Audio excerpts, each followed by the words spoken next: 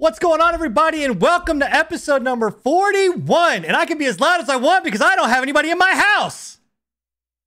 You have us though. I have you guys though. I'm now gonna have to turn you down and post for that. Yeah. You are welcome. It's okay. I've got to fix fucking cams because, again, for whatever reason, why is Bill floating? Bill's floating in the air. Scruffy's fucking or fucking cropped down. Hold on one sec. What? There we go. Bill. All right, let's grab Billy Boo here, guys. Look, you guys are getting background into what goes on and making this all fucking behind work. the scenes footage right here. Let's clip Best this part off. about not having a camera, you don't gotta worry about. Yeah, you don't have to worry about shit. All right, Bill. Let's bring you down a little bit. Let's get you in. Yeah, bring me down. Let's get you down here. Ah, you're off the fucking thing. I'm here to lift you up though, Bill. Got you. All right, I think we're good. Let's see. Let's take a double check. Yeah, we're good. Nope, we're not. Anyway, welcome to episode number 41, guys. The backstage, behind the scenes episode where you get to see how all this bullshit works. No, it's been a fucking crazy couple of weeks. Not a lot of news, but we got enough for a really great show. A lot of games have been played. Some new games, some old games, and we always find it a way to make this shit entertaining. So, but super happy to have everybody here. Hopefully, chat. You guys are stoked and ready, and everybody listening out in the podcast lands, no matter where you're listening, because we have a great link. Enigma, what is it? Anchor.fm/pre-patch podcast. There we go. There we go. Or you can type in / or exclamation mark podcast in all of our chat. There you go. Yep. Exclamation I was mark. looking at how many outlets we have on that. There's some I've never even heard of, and it's We got crazy. 7 so far. We're still waiting on fucking Apple. So we got all these random ones. I have literally fucking contacted them every week, being like, "Where are we at on Apple?" And they're like, "Oh, it's coming. Don't worry." I'm like, it's been like 4 weeks. I am concerned. I'm surprised you're even getting a response. Yeah, they're actually pretty good. No, they like. I mean, Apple customer service is pretty good. No, this isn't Apple. I tell my wife the same thing. I would never get Anchor. contacted by Apple. Yeah, Oh, I would never get contacted by Apple support. This is Anchor. That's what I was thinking. Yeah. I tell my wife the same thing. She doesn't never believe me either. So I tell her I'm coming all the time, but it never works. So anyway. Sorry about that. So I'm sorry to hear that you can't come, bro. Hey man, look, so, you do what you got to do. Fuck, are we even talking? I don't know. I just love the fact that my mom sometimes watches these podcasts. So. I'm talking about coming downstairs. Yeah, exactly. That's still a really sexual innuendo as well. Scruffy's mom, we're so sorry that we've corrupted your child. Wait, is she Mama Scruffy? Are you here? Not right now, no. But she watches them. I am so sorry that we've corrupted your child. It's been it's his fault, bro. He was in. Look, it's his fault. He was in my channel when he wasn't supposed to be. It is true. It is like.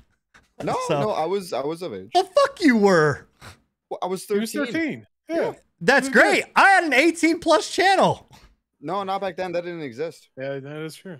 I could have sworn it did. Nope, 18 plus didn't come around until I don't know, man. I've been on Twitch for. Even then, you should never have been in my channel. You should have never been there. You should have seen my channel and be like, no way, absolutely not. And if your mom definitely would have seen it, like, no way. In fact, I should have seen all the red flags. Hilarious story is that I have my wife's uncle, or not my uncle, my wife's cousin, watches me, and he had me up on his TV, and his daughter really loves to watch video games and stuff like that. So he's like, oh, well, yeah, I don't know what I was playing at the time, but it's something that she played. And so we're like, oh yeah, we'll just watch Cousin John play. So she turns on. The very first thing out of my mouth is like, fucking dick. And sorry, I know this is like the derail of every podcast, but same story here. But my next door neighbor, because we have Great and Cheese in the stream, he put me up on his family size TV, and their whole family were watching me. And literally the first thing that I said was, "Fuck this shit, fuck that." Yeah, it's really bad. So there's a reason if it's not 18+, you should not be in there. So yeah, true. Anyway. And if you are, don't tell us your age. I don't want to know your age. That's the other. I will ban you. Yeah, that's the other thing, man. We've all had it happen, and that is one of the most awkward things to deal with when you're like, so fucking awkward. Hey, I'm 7, and I'm like, bro, I just legitimately called somebody a dirty queef. Why the fuck are you in here? Like, what are you doing? Like, yeah. And the other part about it too is that's even worse. Is they're like, oh hey, I live right in your neighborhood, and I'm like, I don't know. No, I don't want to know that. I don't need to know that. Again, Like, Scruffy's mom. Yeah. We're sorry. yeah. Hey, Yeah, look, I'm deeply sorry. That is for a- any of the offensive language that we use. that is a We did medical not- term, by the way. We did not teach your son these things. He knew them before we even met Wait, him. though, whoa. so technically, that's on you. No, they You're making it taught worse. me. You're making it so much worse. You're about Mama Scruff's about to ground. Fucking Mama Scruff. She's about to come in and be like, "No more podcast. Podcast is off." Guys, I'm sweating. Oh man, we're just gonna hear dunk dunk dunk dunk dunk dunk dunk, and the door swing open. Camera No, flip. it's gonna be like down that. and It's gonna be like that scene in A Christmas Story where you just hear on the other side of the phone, "What?" Oh man, This is gonna be gold for the episode. Yeah. Oh, God. I did not lie when I said episode 41 was gonna be great, guys. Goodness gracious. This is also why you want to be in our channels. We do this live every other Thursday at 10 p.m. Eastern, right here on Twitch. Because frankly, right now there's not another platform that we can all go to that's actually worth the shit. But we do it right here on Twitch. And you can join us. Like I said, be part of our chat. Hit !show in all of our channels. It will give you a link where you can actually interact with everybody that is engaged across all channels.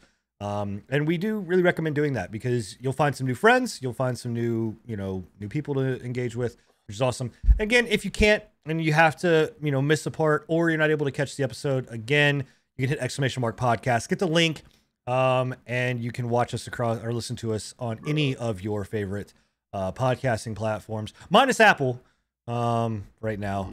And then also too, we upload to YouTube, so you can go there too, and Spotify. I mean, there's 1,000 places you can get us. So. It's all on the anchor.fm/prepatch podcast. And also too, to everybody that is going out there and subscribing to us across those platforms, like we see it, we see all the analytics. Thank you, seriously. Thank you. From the bottom of our hearts, like it means a lot. I know that you don't have to, and that time is the most precious commodity that's out there, and you can spend it doing whatever you want. And the fact that you're spending it even, subscribing to us, but also to listening to us after the fact, it means a lot.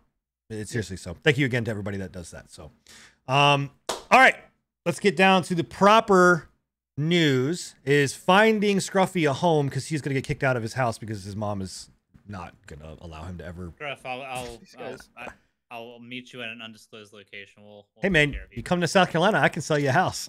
Thank you. So- There you go. Send him to buy you a house. Whoa. No, yeah. I'm not buying you a fucking house. Hey, man. All right, let's go. Fuck For sale. that.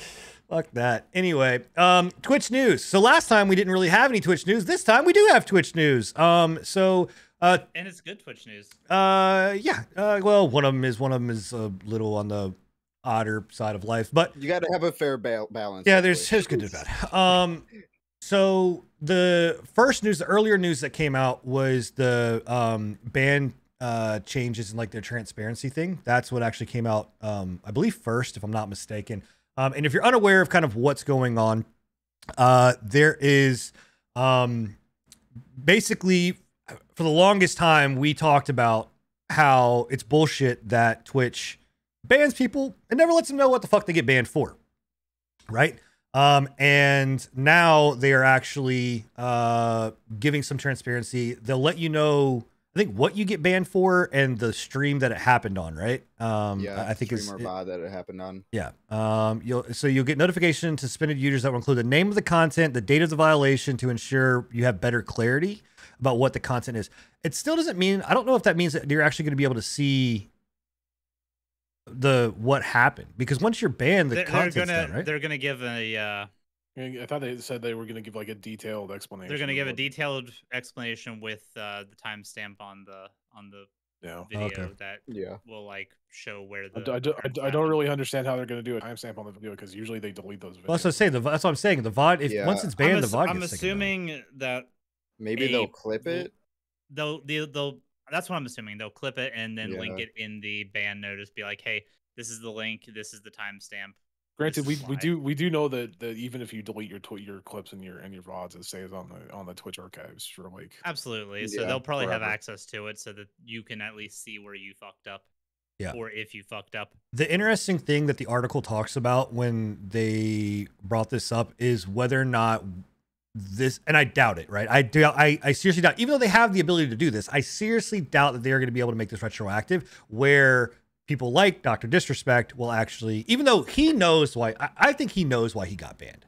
He knows absolutely why, and I don't know why we keep bringing him up. Well, because it's in the article. I don't know what to say, but it's in the article that I read. It also kind of ties into what we're talking about today too.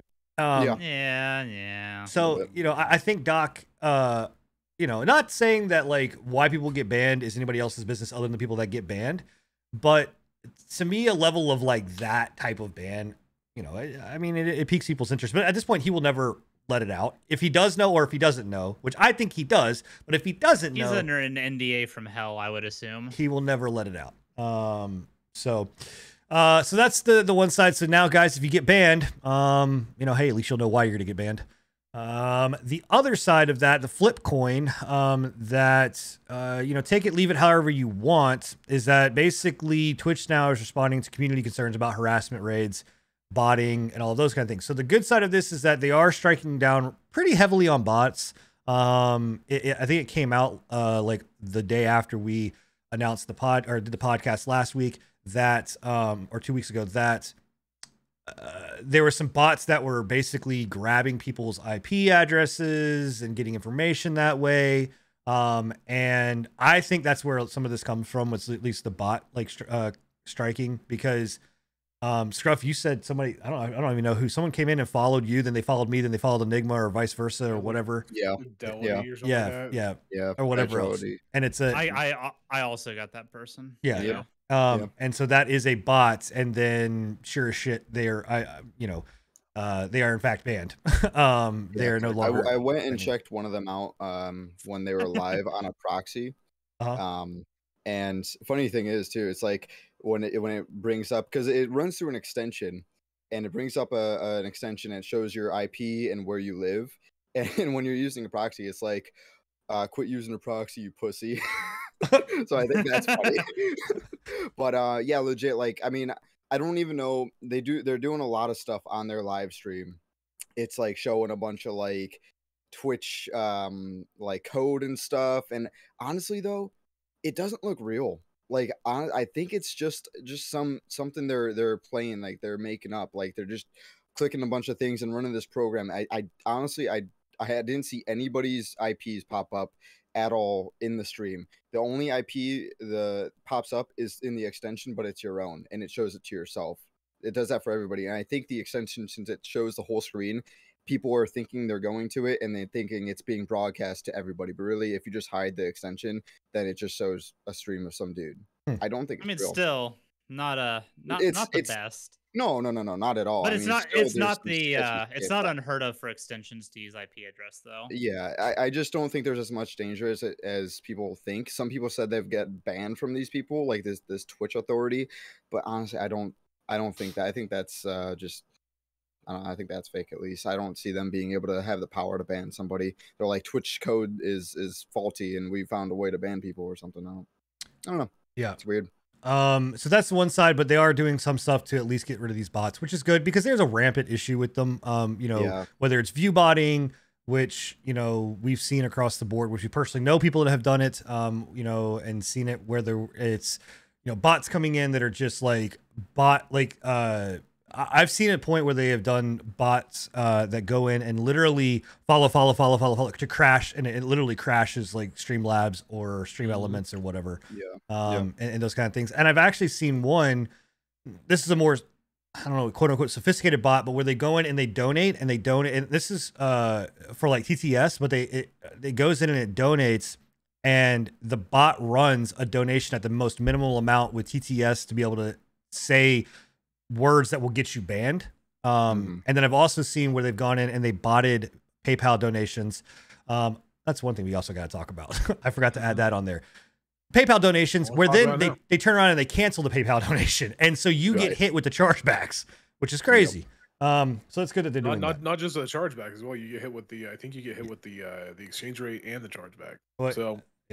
So it's crazy. So it's good that they're doing something about the bots. The other thing that happened is this kind of thing where, I think we can all agree, like, fuck social media at this point, right? Social media is the worst fucking thing in the world, next to people.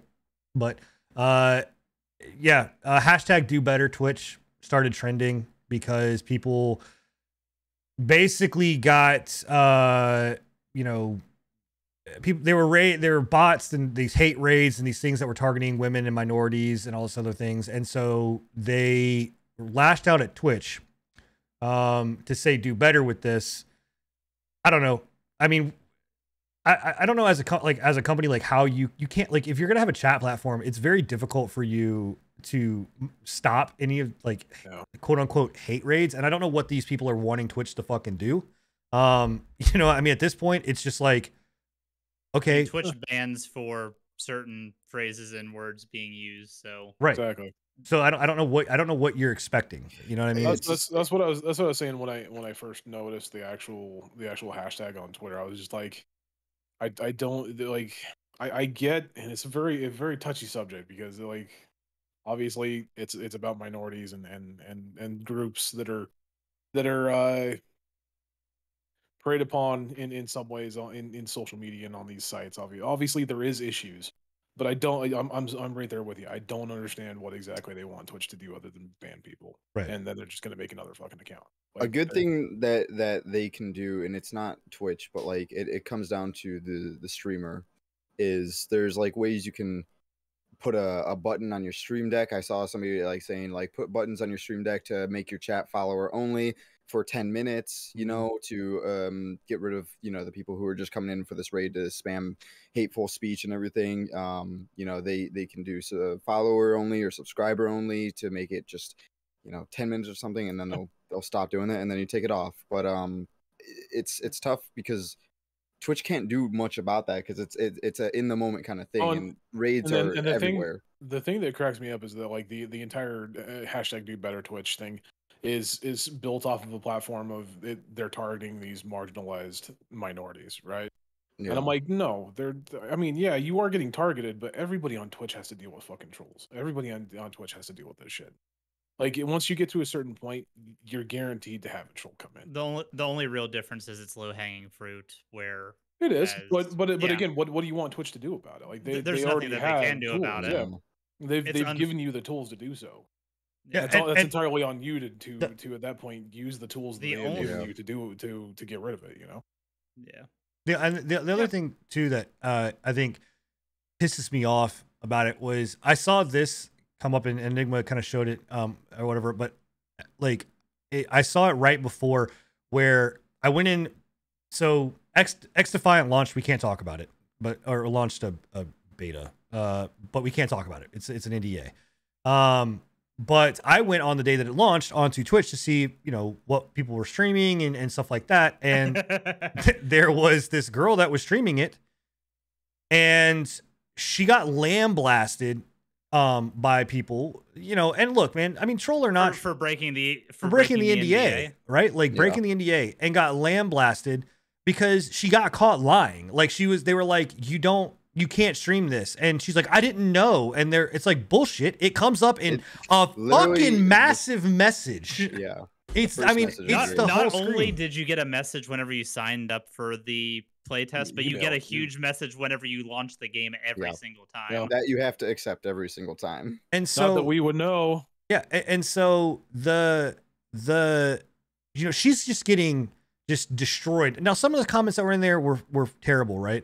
I mean, they were terrible. They were just like, you know, they were going after being a woman, whatever, which is, again, you're a shitty person. But also too, like, I'm sitting there in the chat listening, watching this happen, and she's goading it, man. She's just like, she's like, keep following, keep sending the hate, blah, blah, blah, blah, blah.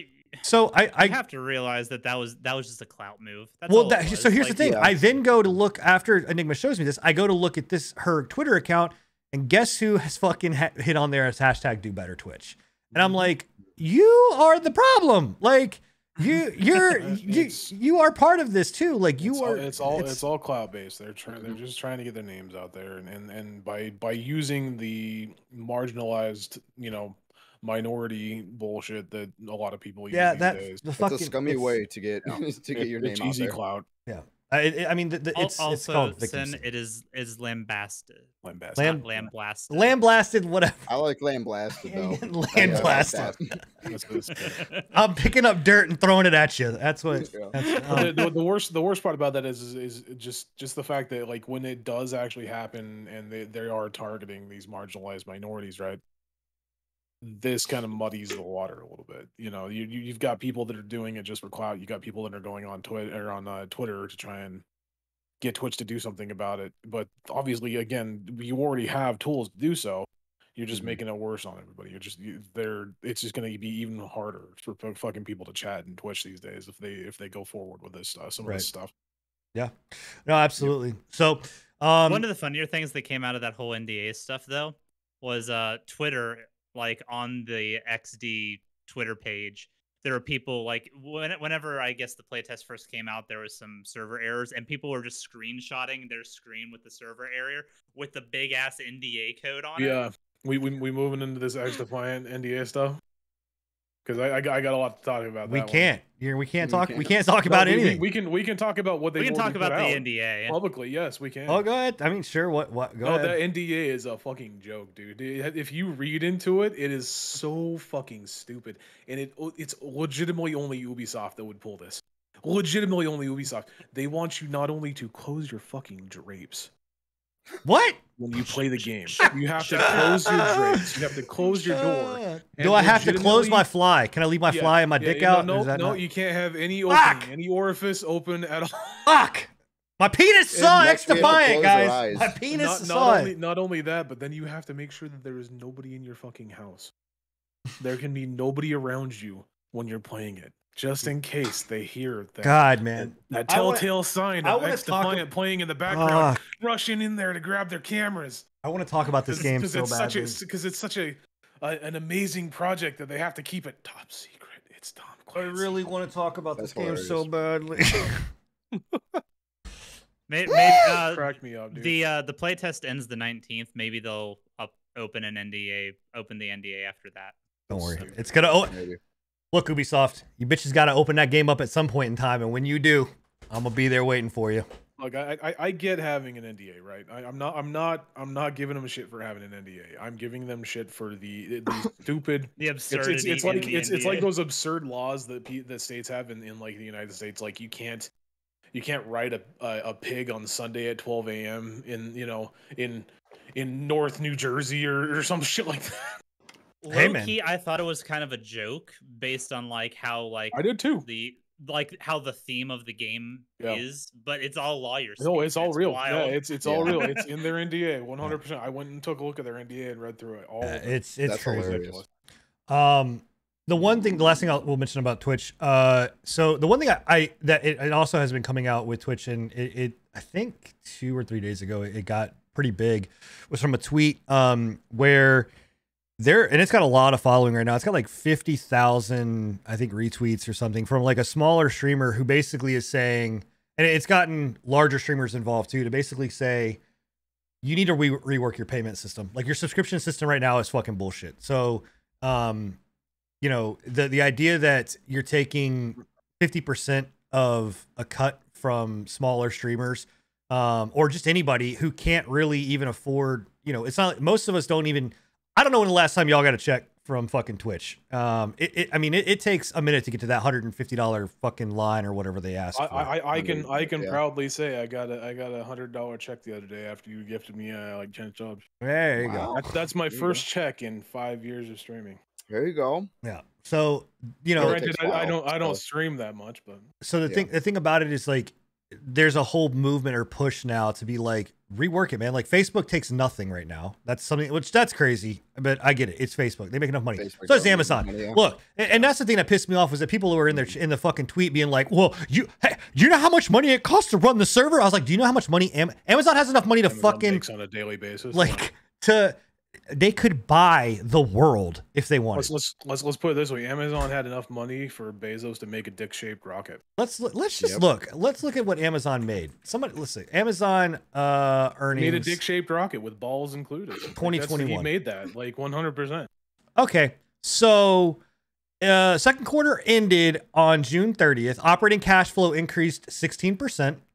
to 59.3 billion for the trailing 12 months compared to the 51.2 billion for the trailing 12 months. But I mean, come on, man. 50-50. Twitch still needs it. Oh yeah. They need it so they can't give us the 1440p servers that we should be able to fucking stream at and all of that kind of crap. Get the fuck out of here, man. Like, they don't need that fucking money. They could absolutely do a 70-30 split or an 80-20 split. And like Chad is saying, like, I guarantee you that Twitch is hosted on Amazon servers. It's a fucking 100% on Amazon web servers. They don't cost anything. Like, they already have those up. Like, it's a joke, man. It's a fucking joke. Anyway, so yeah, so that's some of the stuff that's going on with Twitch. All right, moving into the next step. Unless you guys have anything else. You guys have anything else you want to bring up about Twitch? No? Nope. No? Okay, Twitch. Cool. All right. We didn't get anybody banned this time, so that's kind of crazy. No bans this week. Or last week. No bans this week. All righty. Where's my mouse? Come here. All right. So what the fuck am I opening? Why am I? No, I don't want to open my documents. I want to open this. Thank you. Don't need that. Producer Sin here. We need this over here. Producer. All right. So, we're going to, I'll kick it off. So I started playing Octopath Traveler. Really, he's that far behind, guys. Don't worry. No, yeah. Octopath Traveler. I've actually played Octopath Traveler when I played on the Switch. I got it on the Switch originally. Played a little bit of it and really enjoyed it, but I just I don't play handhelds, man. Like, I just don't play handhelds at all. I don't know. It's just not my thing. I don't really think it's a handheld per se. Like, yes, it's on Switch and stuff, but like, it's like calling an old school Nintendo game a handheld, or any of these indie games that have the 2D side scrolling effect a handheld. No, I'm saying, like, my Switch was primarily used as a handheld device. I didn't use it really as a sit down. Because if I'm gonna play the game, I want to play it streaming, and I had my Switch hooked up somewhere else, and so I wasn't gonna like de-hook all that stuff up. And I don't play very many things off of my, like, I'm a PC player. I mean, that's just hands down kind of where it is. I mean, I'm just a PC player. So anyway, Octopath Traveler, picked it up when it came out to PC, and wanted to start messing around with it. If you're not familiar with Octopath Traveler, it is a Square Enix JRPG. It's Final Fantasy. In a way, I mean, yes, but yeah, it's like their job system. It's Final Fantasy of a different name, is what it is. Yeah. It's 20% different Final Fantasy. But it's really good. I mean, their combat system, their art style. It's Final Fantasy. Oh my god, I'm gonna mute you. God damn it. So, I mean, it's just like, the cool thing about it is, like, and the reason it's called Octopath is you can start with 8 different characters. There is 8 different choices to make. So like you can. I chose to play as Darion, who is a thief. And you're saying it's Final Fantasy 8? Yeah. You know what? All right. I think that's what. I hope you guys enjoyed episode number 41. We're gonna be out. We'll see you guys in 2 weeks. Bye. Hey, Sinan, I got a real quick. If you say something about Final Fantasy, I swear to God, I'm just gonna change. It's a neat little Easter egg. Octopath, spelled out, is the first name of each of the playable characters. Is it really? Or first letter of all the playable characters. It spells out Octopath. Oh, I didn't know that. Have you played this game, Bill? Oh yeah, because it's Final Fantasy, and I love Final Fantasy. So they pull in that Ruby bullshit where they name the shit after the first name of each character. Well, I like that. Again, it's really, really good. I mean, it is a very, very enjoyable experience. And the cool thing about it, like I said, is that you don't feel like pigeonholed in a lot of like JRPGs where you're just like, though the characters have their classes, the way that you build their classes out, is very much it's job system, which is Final Fantasy. And again, it's made by Square Enix, so yes, it is that. But I mean, again, it's just a great. I mean, like, the art style is great, the music is fucking phenomenal. I mean, like, it is beautiful. Like honestly, I like watching for the 2D and that like ambiance and the god rays and everything. The game's beautiful. Yeah, it's kind of like almost like a 2D 3D like mashup almost. It's kind of I kind of dig it. Yeah, and like the cool thing about it too that I like is, again, their battle system is extremely fun, because you go in and you don't know, like, if you have never faced an enemy, you don't know what their vulnerabilities are, and their vulnerabilities can be like magic based, it can be weapon based, all What? Tell me it's Final Fantasy. God damn it. I know. It's Final Fantasy. Fuck. Bill's muted. He's not allowed. Level that out. Bill's not allowed. gone. Bill's not allowed to talk. He's Gonna have to level that out in post now. But anyway, it just is like you go in and when you find out the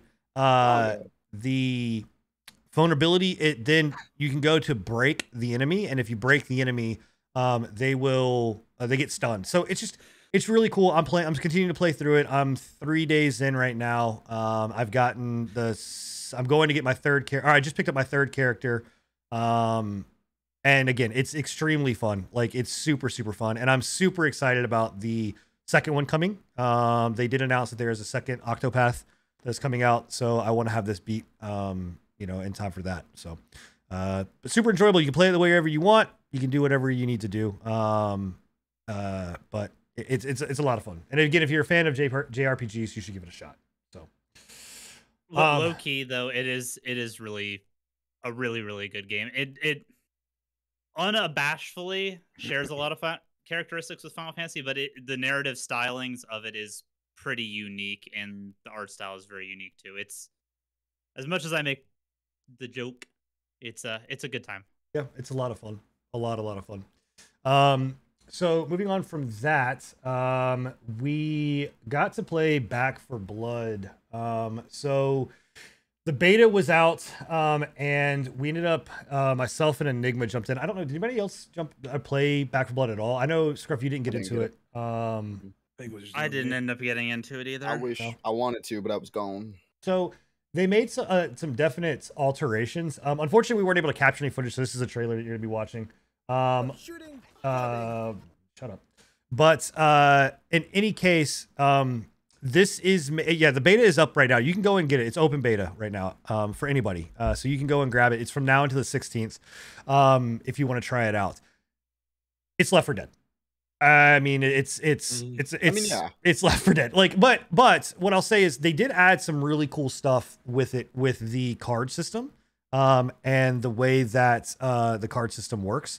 And this is IGN's footage, so thank you, IGN. Is it like a card system in like remember Dirty Bomb? Yeah, it's kind of like Dirty Bomb. Okay. I never played Dirty Bomb, to an extent. This one is like you have stuff that's like 5% extra stamina.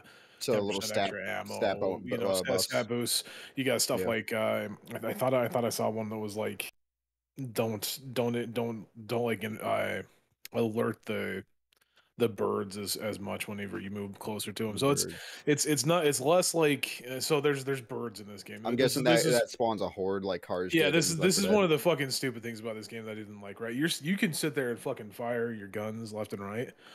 Zombies give zero shits. You walk by some birds and they go caw, caw, caw, caw, caw. Well, I mean, that's just 100%. A horde-based game. That's like Left 4 Dead. You had the car horn that went off, and then that would. Yeah, but at least the car horn I understand because it's louder than a bunch of birds going. Caw, caw, caw, caw, caw, caw. Yeah, they should have just brought the cars back. So it could be something like Dead by Daylight, where the birds are like linked to the horde or something. I think it's supposed to be the birds have like a weird like red eye, like glowing red eye. So I'm assuming it's something to do with they're connected. God damn it, Odin! Now you're siding with the zombies. What the fuck? I dig that. But yeah, it's kind of like Dirty Bomb. Dirty Bomb seemed more like. Didn't they have like? Wasn't Dirty Bomb's card system more like loadouts, loadouts and abilities? This one's not like that. This one is basically just stat increases and minor. From what I've seen, at least, it was just stat increases. Well, so they do equipment stuff in there. Like as the cards you get more and more cards. There are like regular cards, there are elite cards, there are like epic cards and different like levels of the card system. So you can in there, and there is a like add extra health packs and add like I think like limit like the ammo and that you get, like how much ammo is used, and if you crit you'll get health, all of those kind of things. So there are like weapon abilities and things too. That's pretty cool. Yeah, I wanted to play it, I just didn't get time for it. So same. I gotta say the game looks a lot more weighted now. Yeah, I was gonna say I gotta say that it felt a little bit more like realistic than Left 4 Yeah. Dead did, and it feels a lot harder than Left 4 Dead did too, because like That's the is that a good difficulty thing or is ramp it a up. frustrating hard? I liked it. I thought it was like we got our asses kicked by. Yeah, but also too, you're playing What was with that thing called? bots. I'm not gonna lie, like Left 4 competing with- Dead could be hard too, though. The It bigger could, there was- yeah, but this one just seemed like really hard for Okay. Yeah, in comparison. the- 'Cause the- I remember playing Left 4 Dead and it wasn't that tough right off the bat. It's Yeah. to me. So Left 4 Dead was a game that I think at its when it came out, it used pretty much everything to its advantage that it possibly could. Right. This Yeah. to me is like what the evolution of Left 4 Dead can only be. In my mind, you know, they you know, everybody's been screaming for Left 4 Dead 3, Left 4 Dead 3. Well, that's kind of what this is. I mean, it really is. You know, that they added the ability to like have weapon attachments, which is really cool. You can modify your weapons. Yeah, And I actually quite like the weapon attachment system that you had. Like you could pop like different scopes on different you could put a silencer on. bullets. You could put different type Yeah. of bullets on. You different could, types of ammo, Yeah. everything like that. Didn't Does it still have like the game director and stuff like what Left 4 Dead? Yeah, does? so I think each- it's the same company, isn't it? it's Turtle Rock. So It's- Turtle it's- Rock became Left 4 Dead. Yeah, Where no, Left 4 I Dead came meant from. Yeah, yes. by game director, I mean like the Yes. Yeah. So the Yeah. game, I know what you're talking about. The game alters and changes every single run. It's not the same, and it continues to adjust based on what you're doing. So like if you're like, oh my bad. yeah, if you're like running If you're through doing a shit. bunch of sniping, they'll send a bunch of like assassin. type Yes. members They in. force you into other ways of doing it and playing the game, which is again good. And to me, again, Left 4 Dead always felt like it wanted to do more, but the technology limited what it could do. This Yeah. to me feels like it is very much like this is what Turtle Rock wanted for Left 4 Dead. You know, and it does a lot really well. There are some weird things, man. Like, you know, there's some stuff where like well, one, there's friendly fire, and you know, I think friendly fire is There's Well, friendly Left 4 fire Dead- and Left 4 Well, Dead. friendly no, no, fire. I know, Yeah. I know, but I'm saying in these types of games, it's also very difficult where to not fucking take damage, like to not friendly fire. Yeah. But some of the stuff that's in the game when they give you challenges, like so when you pick a good card, you also and you go in, you have to pick a bad card. So like Okay. it's not just a system where like you only get good cards and you never have to deal with like bad shit. So like one of the cards that'll be on there will be like you know, extra damage to friendlies. teammates. Right. And so it's like, well, I get that, and it can go up to like, you know, if you're playing on Nightmare mode, that's 35% damage tacked on. Plus, if you get that card and you choose that card, which you don't have to, but like you get rewards for completing it with like taking no damage. You know, from an enemy friendly fire, you'll get like extra money and coins and stuff like that. But the problem is that because when you get into these chaotic moments, it's impossible. And if you get hit where it's like 35% plus an additional 15%, I mean, you're talking 50% health or damage. Like that's a lot. You know what I mean? And Oh, Is it's it like that. Go ahead. I was supposed to say it's like that point that we all ran out of fucking ammo, and then me and you were just swinging around our melee points, right? right. Like I was trying to get shit off of you, but like I was close enough to you that even my arc, like the arc of my bat, was still hitting you, even though I was clearly not fucking pointed directly at you. But the fact that it has a very wide arc on those melee weapons, I was still hitting you. Yeah. As were you. Is friendly fire always on, or is it like Vermintide, always where on. like It's the lower always on. difficulties don't Oh. have friendly fire? No, it's always on, but it's not. But the lower difficulties have lower less lower damage. damage. Yeah. The other issue I have with it with the friendly fire thing is that every time you get hit, and I mean every time, there's a voice line. Every time. And at a certain point, Left 4 Dead did the same thing. it's too. like, holy fuck, man, shut up. Like, yeah. I mean, if you were getting mauled at by zombies, you'd be talking your head off too, or screaming. yeah, I didn't mind it, honestly.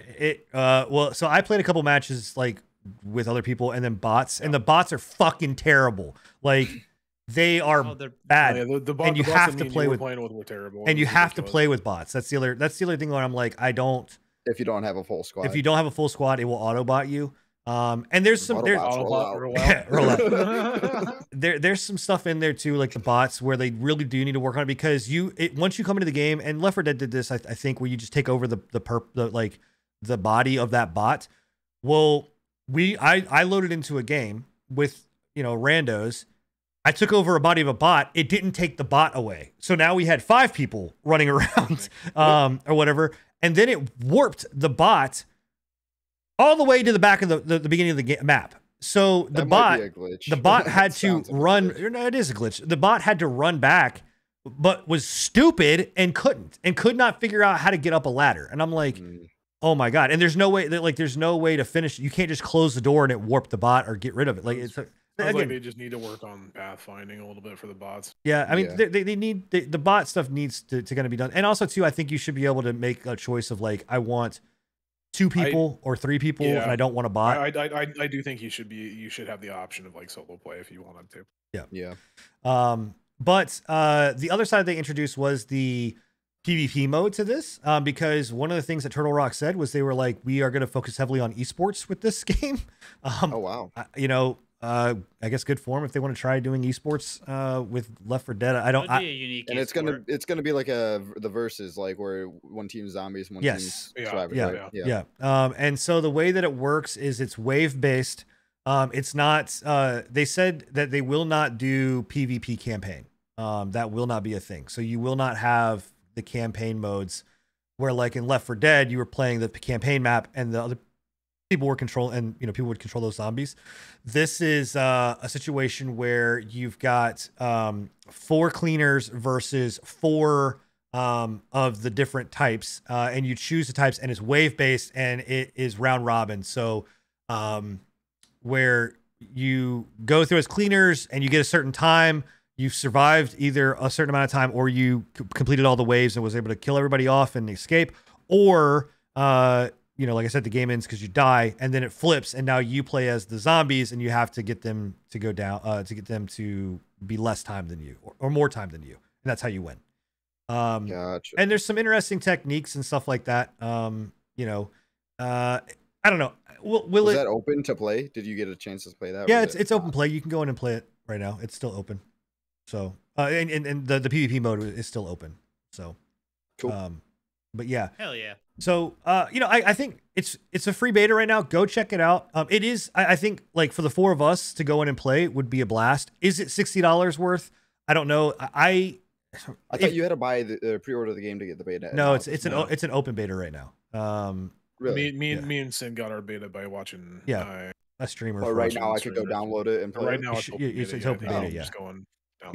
So $60. Will you get $60 out of the game? I think so. I do. Mileage may vary. Yeah, it just depends on your crew. Like to play this, it depends on how much you like Left 4 Dead. Yeah, honestly, I mean, if you got a lot of time out of Left 4 Dead, you'll probably get a lot of time out of this. I want to like these games, but like I've played Vermintide and Vermintide 2 a little bit, but I cannot get. I didn't get into Vermintide. This game is nothing like Vermintide or Vermintide 2. I mean, I know what Bill's talking about. At least it didn't feel like it to me. I know what you're talking about. It's got the same direction, but it's not. It's still got like, I don't know. To me, these games are more action packed. Yeah, to me, the biggest issue that I had with Vermintide and Vermintide 2 was that you were locked into like one specific type of weapon with one specific type of person, and you could only pick one specific type of person, and if that person was picked, you were done. Now granted, that's the case with this game. Like if you can only pick one character, like people can only play one character, but that character doesn't base what weapons you can use. It just bases what weapons you start out with. Yeah, with your melee weapons. So the other thing too, I think that's gonna make or break this is whether, and I mean, I don't see why they wouldn't, but it needs to have mods. It needs to have mod support. It for sure will probably get workshop support. Yeah, it needs to have mod support because, and again, why are you saying it needs to have mods? You're not the mod guy here. No, because I know Left 4 Dead stayed alive because of mods. Like I know that Left 4 Dead got pissed off right there, man. He was like, "You shut your whore mouth." Yeah, I'm just saying, like that's something like up my alley, and I'd never thought to hear that out of Sin. Well, because again, I understand where these games, like this game, would not last on its own as it stands without mod support just sitting here. Like it is a fun game. And don't get me wrong, like everyone in chat is being like, oh, this is so much fun. Like I would love it. I absolutely like, and if you have a group, it's great. But the problem is like for people like me who I do have a core group, but we don't always play the same stuff. And it is sometimes difficult to get everybody online at the same time to play. The bots are fucking morons, man. Like, and if you could eliminate the bots, then great. You know what I mean? Then we can make it work. And maybe it will be something more up my alley, but like you need more. It needs to have some more stuff. And if you have a dedicated group, I think you'll You'll love it. Are those turtles? That is literally turtles on the screen. Okay. They're cute. Anyway, so but Zombie turtles. it is fun. I mean, it's and the variety of the enemies. I will say, like in Left 4 Dead, you know, you had like the tank. I think you had like the stalker, and you had, I think a witch.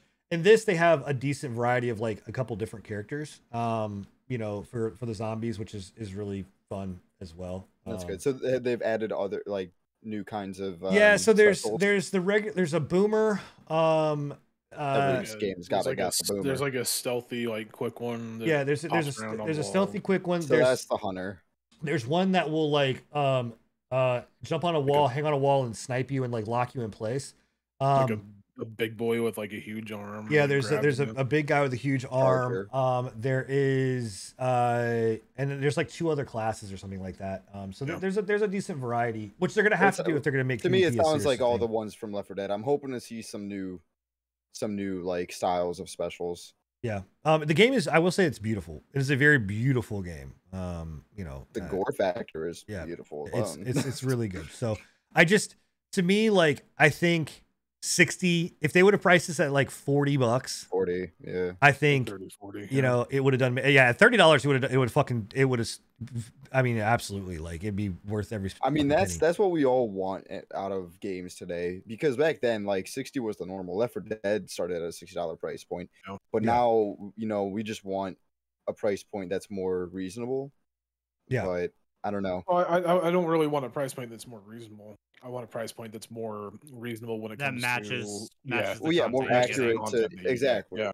That's the other thing too, that if you're watching it right now, it just showed, but for anybody listening, there are tiers to weapons too. So like you can find like epic weapons, you can find like an epic MP5. So it's not like it's a I see that, better version, but like you can upload it. Like this one like has a faster reload time and whatever, and they're tiered out, which is again cool. Like they added new stuff in there. Now wait, there's no abilities to the characters, right? Or like yes, there's no like triggerable abilities, but like they all have their special perks that will help each other other characters. Because that's the other thing too that Left 4 Dead didn't do. Like they never it was just a skin.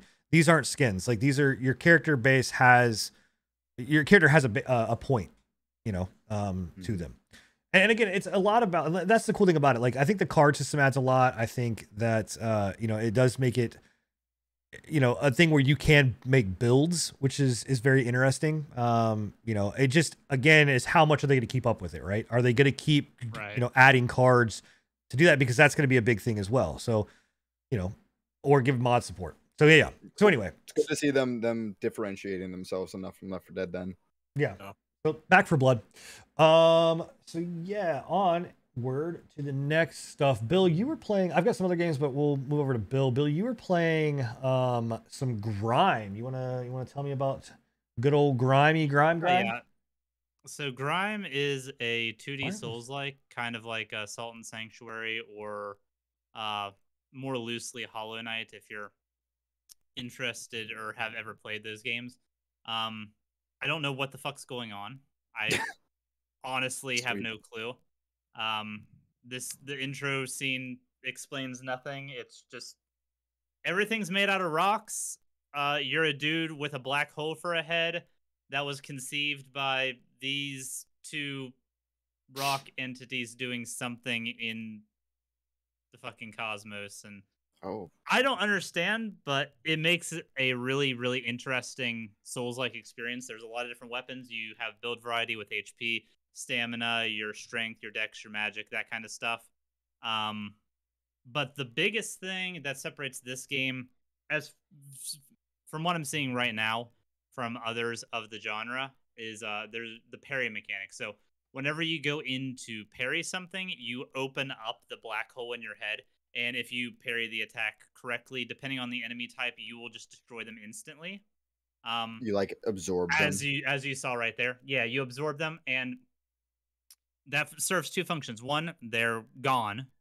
You don't have to worry about them. You won the fight, kid.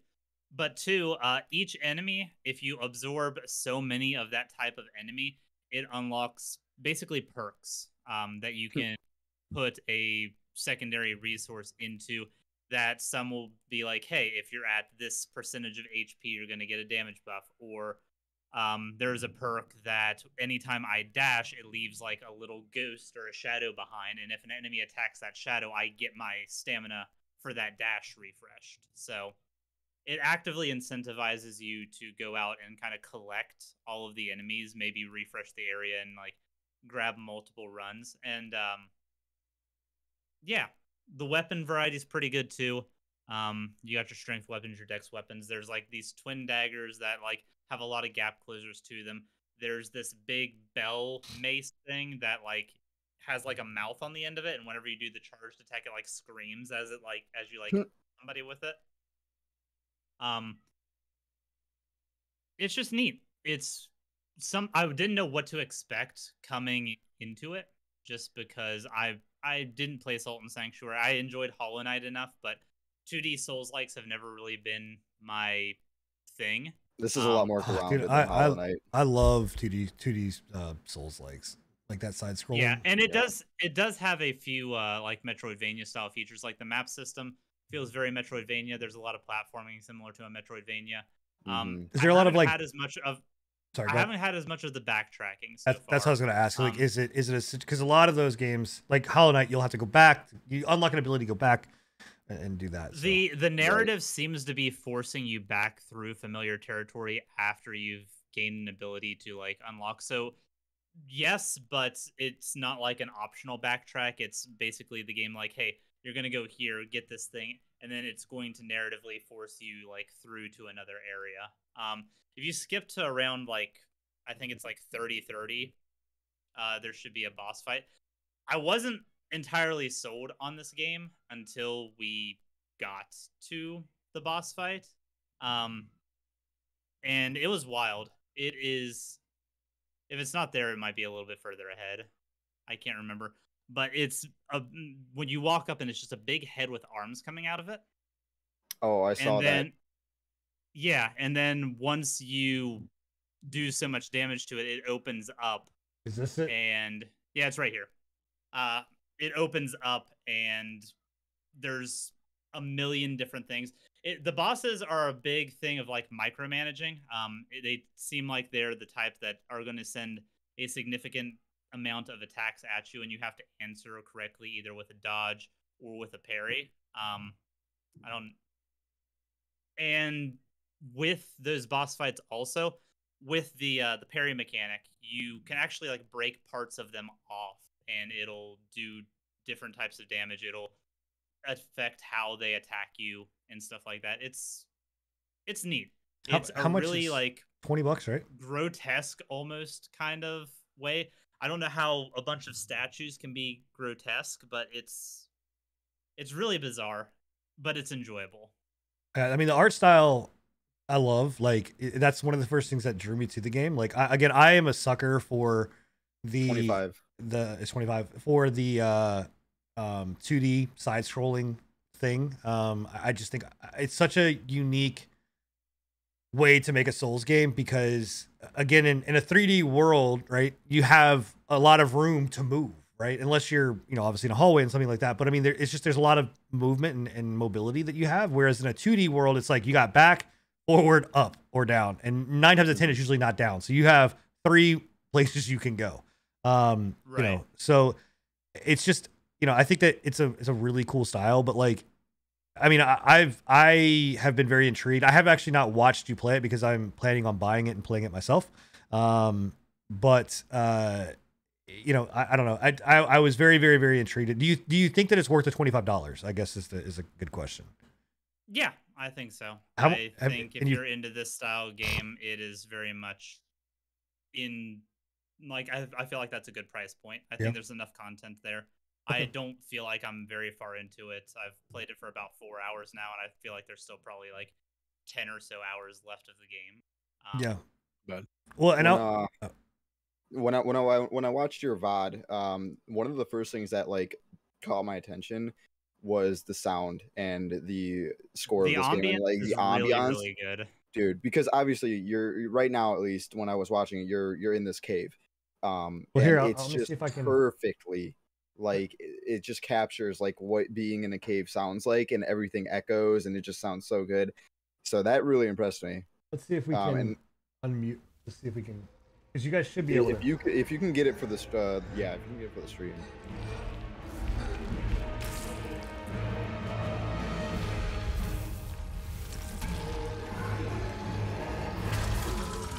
I don't know if that's just for us though.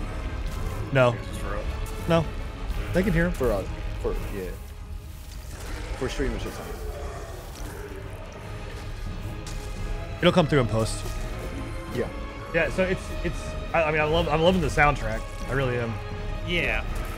The soundtracks are great. The ambience is good, and I think the stamina system really kind of sets this one apart from, say, a Hollow Knight. Like I said, I never played Salt and Sanctuary, so I don't know how that game functioned in that regard. I know it had a stamina system, but stamina is very, very precious in this game. At least at the point that I'm at, I haven't gotten to a point where I can max out stamina like significantly. But I mean, the weight of the attacks, you have to definitely think of what your move's going to be before you can't just R1 spam and expect to win. Yeah, Salt and Sanctuary is a fucking difficult game. Like. The game is the stamina system in Salt and Sanctuary was very similar, just to your typical Dark Souls. Yeah. I mean, but this seems what you said, like more. It's unforgiving with it. It's more like you have to manage it more. Yeah, because you can only do like a dash and then like 2 or 3 attacks before you're out of stamina. It takes a while for your stamina to come back unless you have certain perks equipped. Yeah, cool. I mean, it's what I was gonna say about the value is that like you're seeing a lot of these games like this that are coming out. From indie devs, and as we get into the news later on, you'll definitely hear me kind of say this, but like one of the things, guys, I please go, like, if you haven't and don't go and just look at some of the weird shit, and when I say weird shit on Steam, I mean like not the fucking like the stuff that we all know is on Steam. I'm talking about like the indie weird, like quirky games. Like this completely flew under most people, like a lot of people's radar. Like it just showed up on Steam. It wasn't being announced. I didn't even know it was a thing until I saw it, on Steam, and I went and looked through, these different types, and you go past like just like what's popular, what's trending right now. Like go and look, because there are some amazing gems like this. Death's Door was one that was announced at E3, but like I finished Death's Door. And they're like $20-$25, and it really is, man. They're fucking great games, and these are the studios. Tell you what, there's one game on Steam right now, fucking gem, bro. Got to go get it. $17, Boyfriend Dungeon. Oh my god, oh, nice. Gotta get it, bro. That's a good one. Okay. I actually want to see that being played, because I've heard people say that it actually is a very good game. Like, oh wait, legit? Legit is a good game. Yeah, it's very weird from what it obviously it is. Like you're dating the weapons, like the weapons are the boyfriends. But it's anime like that. Is this like the one where the girls are tanks? I don't know. No, you know the one I'm talking about. Yeah, Girls in the Panzer or whatever it's called. Girls in Panzer. Yeah. Yeah, I don't know. I've heard that the game may be actually interesting. I don't know yet. I will watch more. I may buy it. I may play it if it is a dungeon crawler. That's beautiful, that scene. But yeah. As we like to mention, a lot of these games, like indie or not, they are very, very pretty games. Yeah. Yeah. And I mean, again, most of these games from these indie devs will come out and not be as busted and fucking broken. It's because they're passion projects. A lot of these indie dev games are passion projects. They have a vision And even if they are like do release a little busted and broken, I give more props and a little bit more leeway for like a team of like 4 or 12 people, than I do for like fucking EA or Well, you look at CD Projekt Red, like CD Projekt Red. No reason why fucking Cyberpunk should release like that. 100% no reason why it should have been like that, but it did. Even like the Ascent, which is a little in the rough spot. They have they work on patches. It's 12 teams, man. It's 12 or 12 people. It works. Like 12 people, yeah. It works in a way. Works better than Cyberpunk. Yeah. Cyberpunk was a shit show. But like the Ascent is a good game. And a lot of people, I think, though Ascent is getting a lot of good publicity, which is good, but good for the team. Again, it's a small team, so Yeah. Yeah, I'm excited to pick this up. I do want to pick this up and play it. This is yeah, right it's up my definitely alley. worth going. Each weapon, by the way, each weapon I've picked up has had a very like unique play style to it. Like there's a pair of clay fists that you pick up that every consecutive hit you do adds 20 damage to it. It doesn't like have any other damage modifier, but it's just 20, 40, 60, 80 as you chain hits together. And once you break the combo, it resets. Oh wow. I thought that was really neat. There's also a lantern that I got where you like basically like flashbang people with it, but it doesn't do damage directly. You'll just put a timer or a marker above their head. And so you just keep hitting them with the lantern, building that number up, and then you hit the power attack and it like explodes them. That's cool. Dope. That's dope. Yeah. That's cool. That's awesome. So that's Grime, guys. $25 on Steam. Watch Bill play it, or go pick it up. It rocks. For yourself. So, you're so funny. You're so funny. Also, apologies if the thunder's coming through. Nope, you're good. Enigma, you've been playing some fucking weird ass fucking game called Car Simulator. Weird, man. Like legitimately, I don't know. That's why probably you the think most simulation normal games game. I don't know. Did you play all of these things? Like I don't play. Okay, I legitimately don't understand why you think simulation games are weird. Like half of like there's a lot of very. I don't I just don't get like, dude. We just watched a game where there was sexual rocks and Sin thinks car mechanic is weird. Sexual rocks. What the fuck are you talking about? Sexual rocks. We were literally talking about a game where the boyfriends were your weapons, and you think this is a fucking weird game? No. Hold on. I don't think. I'm not saying it's okay. Yes, I said it was weird, but I was just teasing you, dude. All I'm saying is like these simulator games to me go fucking wild because I'm not kidding you. I saw one for like they're chores. They're chores that I give my kids. I'm like, you need to go outside and pressure wash the garage. Like, dude, pressure wash simulator is one of the most satisfying it's not about experiences. Actually the chore, it's satisfying. There's one for fucking mowing lawn. Like that could be satisfying too. That's very satisfying. There's actually channels on YouTube that are just nothing about. I watched some of those. Nothing but like mowing grass, fucking weed whacking, everything like that. And there's some channels on YouTube that are about whacking something else too. I'm sure there is, but yeah, and I'm sure there's plenty of people to watch those too. All right, it's talking about Car Simulator 2021. It's a fun time. Like I was saying in my chat while I was playing this, like simulator games are a guilty pleasure of mine. I love playing simulator games. I've played 2018 car mechanic simulator 2018. I've played Thief Simulator. My Summer Car is one of my favorite games, I think, and it's the stupidest.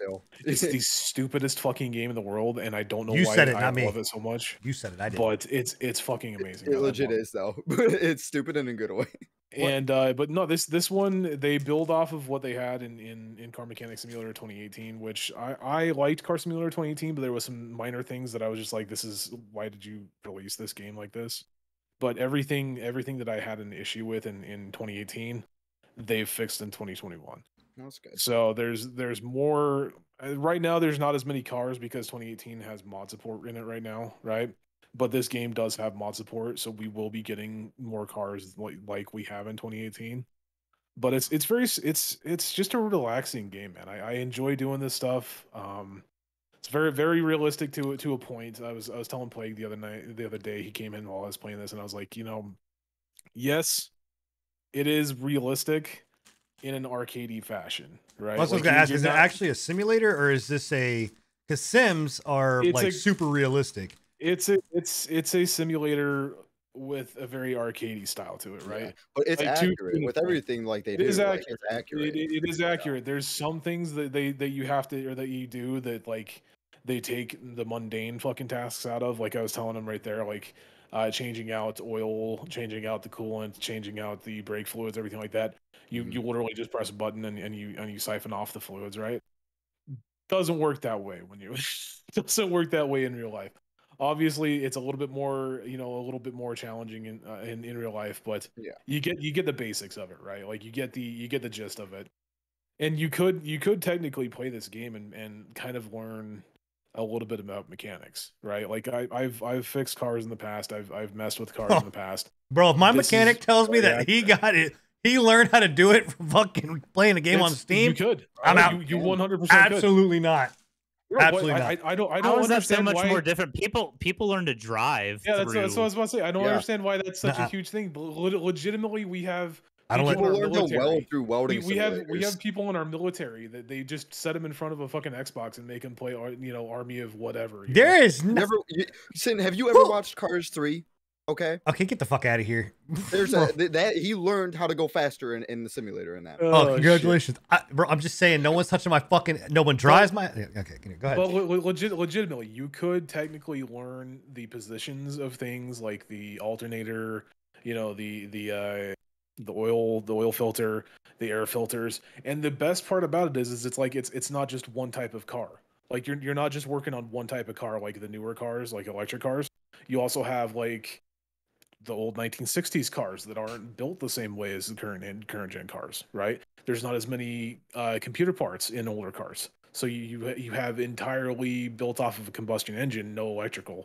So you have to kind of learn the differences between the cars, where things are located at in a combustion engine from the 1960s, 1950s versus where shit's at in a car from like the 2000s. They're in different places. They're smaller engines. They're bigger engines from the 1960s, right? They're not as complex, but in some cases they are. It's a very. I get a lot of enjoyment out of it. Right? I enjoy it. It's very relaxing. I spent about 2 hours playing this, and I fucking love it. Like, well worth the. I think I spent like $20 on it. 20. What car are you working on in the clip here? I can't remember the name of that one. Some But it's beater. like a sedan. Like a caddy. Fucking. Yeah, it's supposed to be like a sedan of some It's sort. like some I can't shit been remember left the out in name the desert. You know from what's gonna get Sin in this Breaking game Bad. when the Tesla expansion comes out? There is a Tesla expansion. Oh my God. There is a You Tesla change the expansion battery. out right now. Like, the one thing that I do have an issue with is that this game literally just released and they already have 2 DLCs that are priced at like $5. Well, Not too happy about that. I think that they should just. Are they for like different cars and stuff? They're for different genres of cars. So like the one of them is electric cars. So you get your Teslas, you get your. How much is the game? What did you say? It's like $20. I think I got it for like $25, and it's like $30 naturally. But I have like a 10% I'd say that's discount. fair then, because I'm sure the base game has a lot. All right. It does. Yeah. I'll make a bet with you. I will buy, clip it right here, postmark it, whatever it is on the stream right now. What?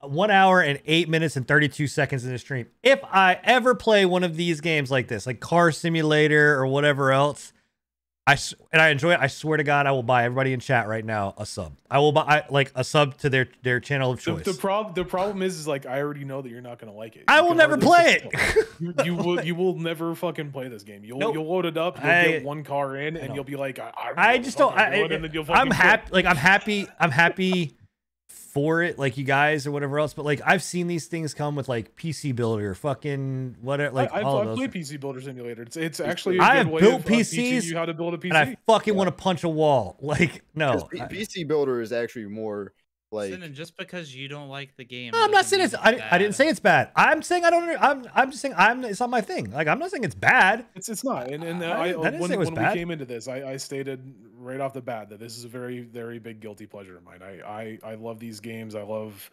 Car Simulator 26. Car Simulator, Car Mechanic Simulator. I've played Farming Simulator. Hey, look who just followed the channel. Fragility.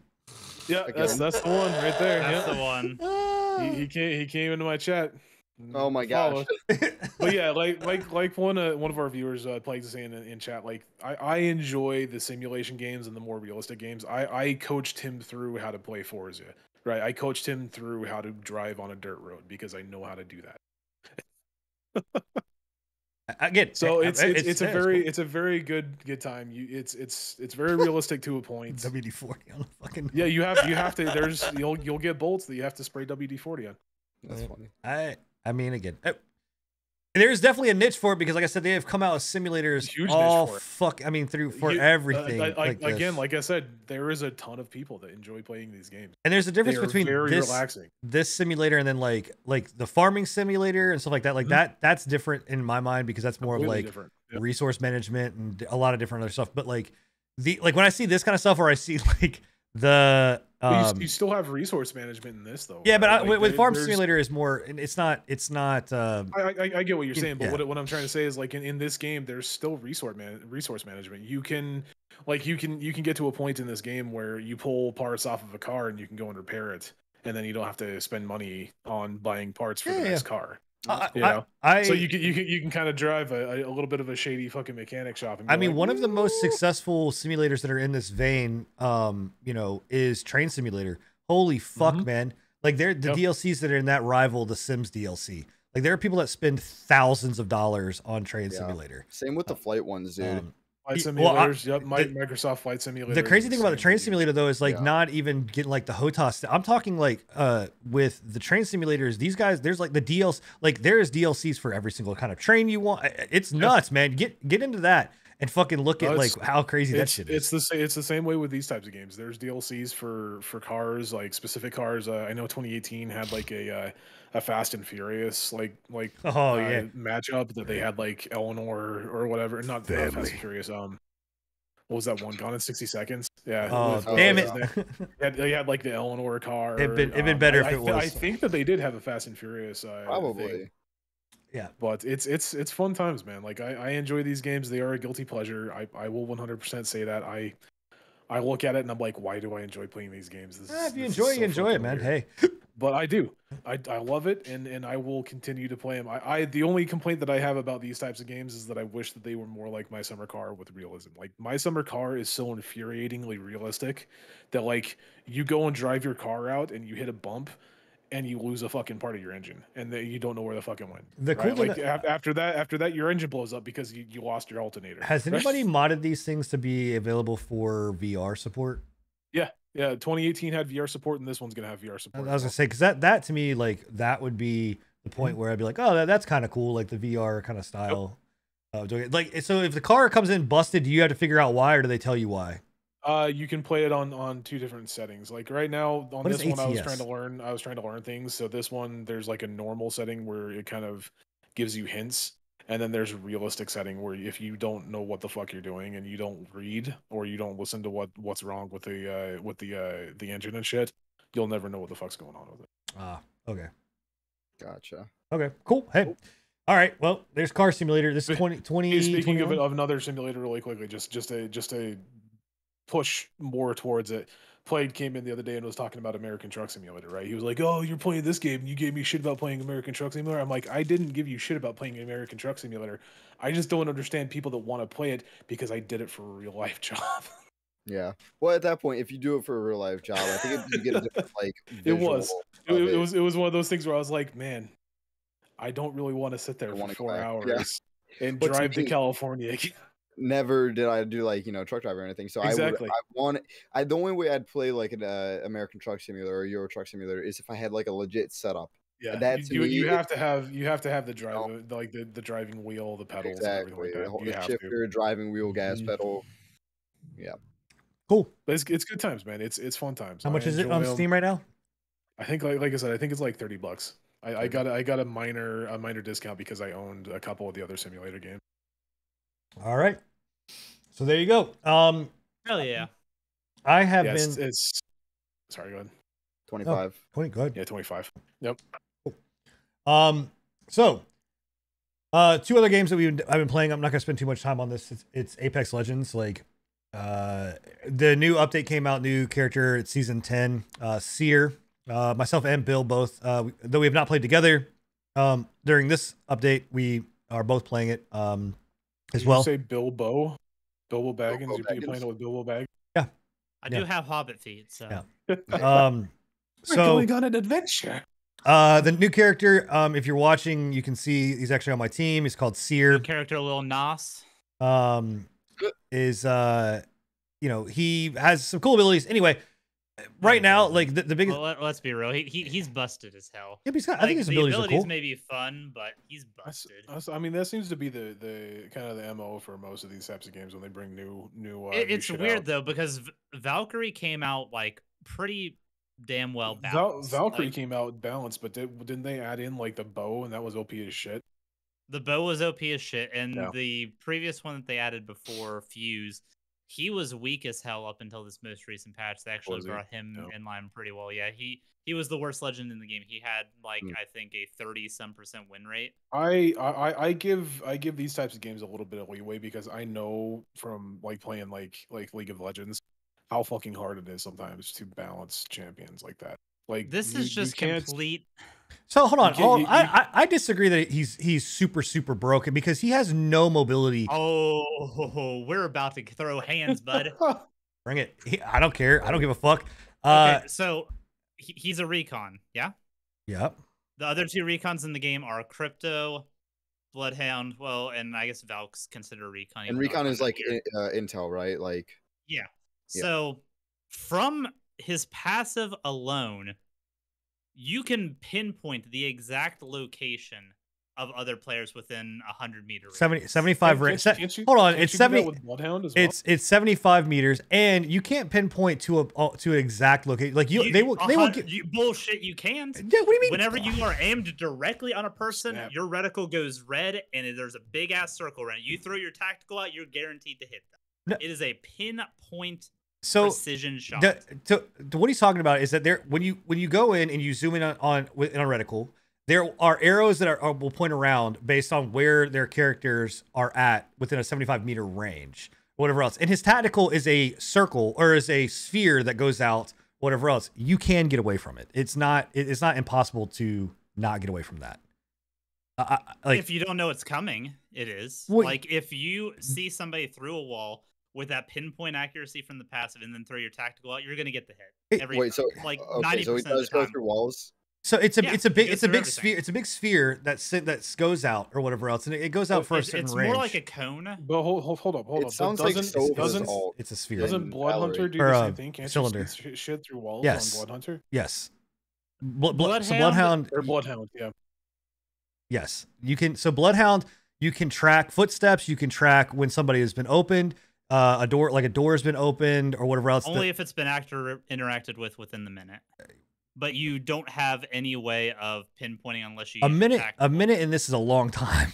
Like yeah, but what I'm getting at is you have to get the info, like the pinpoint accuracy.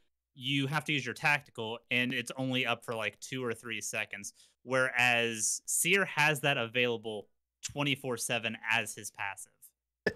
Wait, you're talking about you're comparing his tactical of being able to see on a circle. I'm comparing Bloodhound's tactical, right, to Seer's passive. Absolutely not. Bloodhound, dude. Seer's passive is. You're fucking dumb, bud. Oh.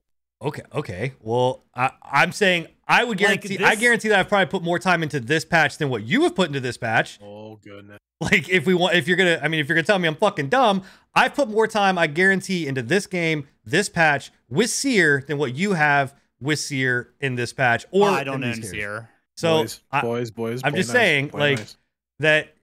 And I disagree. I disagree. I disagree that I'm just saying that I disagree that his passive is that powerful. His tactical passive is that powerful. I disagree. You can figure out, and if you're calming with other people, you can tell people exactly where they are. You can be like, yeah, second floor of this building. They're up there. I throw my thing, and then you throw your tactical out, and you see their health. You see their position, you stop their healing, you stop their reviving, and that goes on for how long? How long do you reveal their stuff for? It's like probably a minute or so, maybe a little bit less or something like that. So his tactical, I think, is in my mind is busted. It's easy to get out of. I mean, the tactical is only busted in combination with the passive. I think if you didn't get a pinpoint read on somebody with your passive and get free shots, it would be a lot different. I could give two rats ass about the passive abilities or the passive side of that, because I think that other characters have way stronger, more passive abilities than what he does. Hard disagree. The tactical. Who's got a better passive? I think what's a better passive? I think Octane can heal. So I think see people, but only when she's in the air. I think Bangalore's fucking passive is absolutely ridiculous. I think Crypto's are you yeah. Dude, Bangalore's passive being able to be able to hit move speed than Octane. She's still getting a it's not something movement. you can access 24/7 though. What it's do you? only whenever you're. It's when she's getting shot at, right? So when you're in a fight, you're gonna be able to move faster. I think that's busted. I think it's a busted, or it is more broken than what Sears is. I think that. Okay. I think that. I understand where your mind's at with it, but I don't think you're valuing Sears passive nearly enough. I think you are because I don't think that it's as broken as what you're. I think you're overselling it. So anyway, we're going to disagree on that one. That's fine. I think his tactical is busted in the sense that it is flashbangs the shit out of you, like, and they're going to nerf that. They're getting rid of the flashbang, yeah. Also, it also breaks. It stops you from, if you're in the middle of your ult, it will stop, like, or if you're casting your ult, it will stop that. So like for Loba, I'm playing as Loba. If I go down to put my my shop up, if he hits me with it or I get hit with that, it stops me from doing it and it resets it. So like I will have to wait for the time, not for it to build all the way back up, but I have to wait a few seconds before I can reuse it again. And then it also completely stops heals and revives. So yes, that is completely broken. That needs to be fucking fixed, which they are fixing. And they're fixing the cooldown on it. The cooldown on that is a little long or short. His ulti is, I think his ulti is probably broken too. I really do. I think it's too fucking big. And it lasts for too long. Yeah.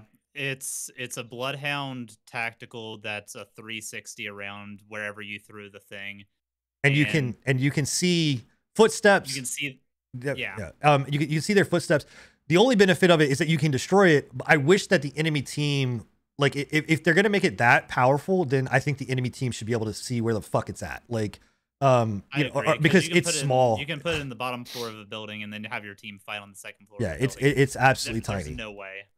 How long does it last? It lasts like, a fuck long. It's a long time. Like 30 in this game. seconds or so, which is long enough for you to easily win a fight. Yeah. Plus, while you're pinging people with that, you can also hit your tactical through walls and all that. Yeah. So I mean, wild shit. the thing that I will say about Apex that they do a good job with, is that they do go in and they do their best to try to balance characters and try to make them more usable. Or if basically a character is broken, they'll bring them down, but they're also try to bring champions up to make that kind of thing. Because again, I think in my opinion, like, Loba's fucking ulti is busted as shit. I mean, the respawn, like, I've just used it and my respawn, it's already at almost at 30%, right? And I have a huge, like, it's not massive, but it's a radius where I can basically grab 2 items and as much ammo as I want. You know what I mean? No matter if I can see it or not. Your view on busted and my view on busted are a lot different. I'm figuring out. I don't know. Loba's is it's a lot more of a time saver, but it's not going to help you in a fight unless, like, it absolutely helps you in a fight, dude. I have, like, I'm a Loba main is who I play the most as. I mean, you can yoink armor out of it. Her tactical and her fucking her ulti has gotten me out of a lot of situations. I've been able to grab shield bats. I've been able to swap out armor. I have grabbed snipers when I need to grab a sniper versus what I'm in a fight, or a shotgun if I'm in a shotgun fight. Her tactical, dude, I have fucking broke people's necks with her tactical because of just completely playing fucking mind games with it. So I mean, again, the whole thing about it is, like, the game does a very good job, in my opinion, of trying to make all of these characters somewhat viable. There are still some that are, like, I don't ever see fucking Crypto picked anymore. Like, he is, I don't know the last time I've even saw a Crypto game. Crypto's weak, and with Seer coming out, he's even weaker. So, but again, the bigger reason why I wanted to bring this up is what I'm playing this is because, a lot of people, like, Apex is blown up this season because pretty much majority of the big COD streamers have left COD and have come over here because they're tired of dealing with hacking and bullshit. And a shocker, they found out that Apex is actually a better game than what most people think COD is. Like, but they're also, I will say, the worst part about it is that they're coming over here and bitching about stuff that they just left COD for. So they're just like, time to kill takes forever, and that, third parties is such bullshit. And I'm like, you don't play Apex then. Like, you don't know Apex. Apex is all about the third party. It's all about, you know, being more tactical and playing as a group, like watching like Nick Merckx and all these guys that were smoking people in COD to come over here and just get completely wrecked. You know, I love it because I'm just like, oh, you're not a god in every game that you're going to touch when it comes to an FPS. So if you think that you're going to just jump into these games, this game specifically, and be god tier because you're good at shooters, it's not the same unless you're Shroud. Like that's difference. But anyway, that's Apex. I'll say that that conversation got pretty serious. You're funny.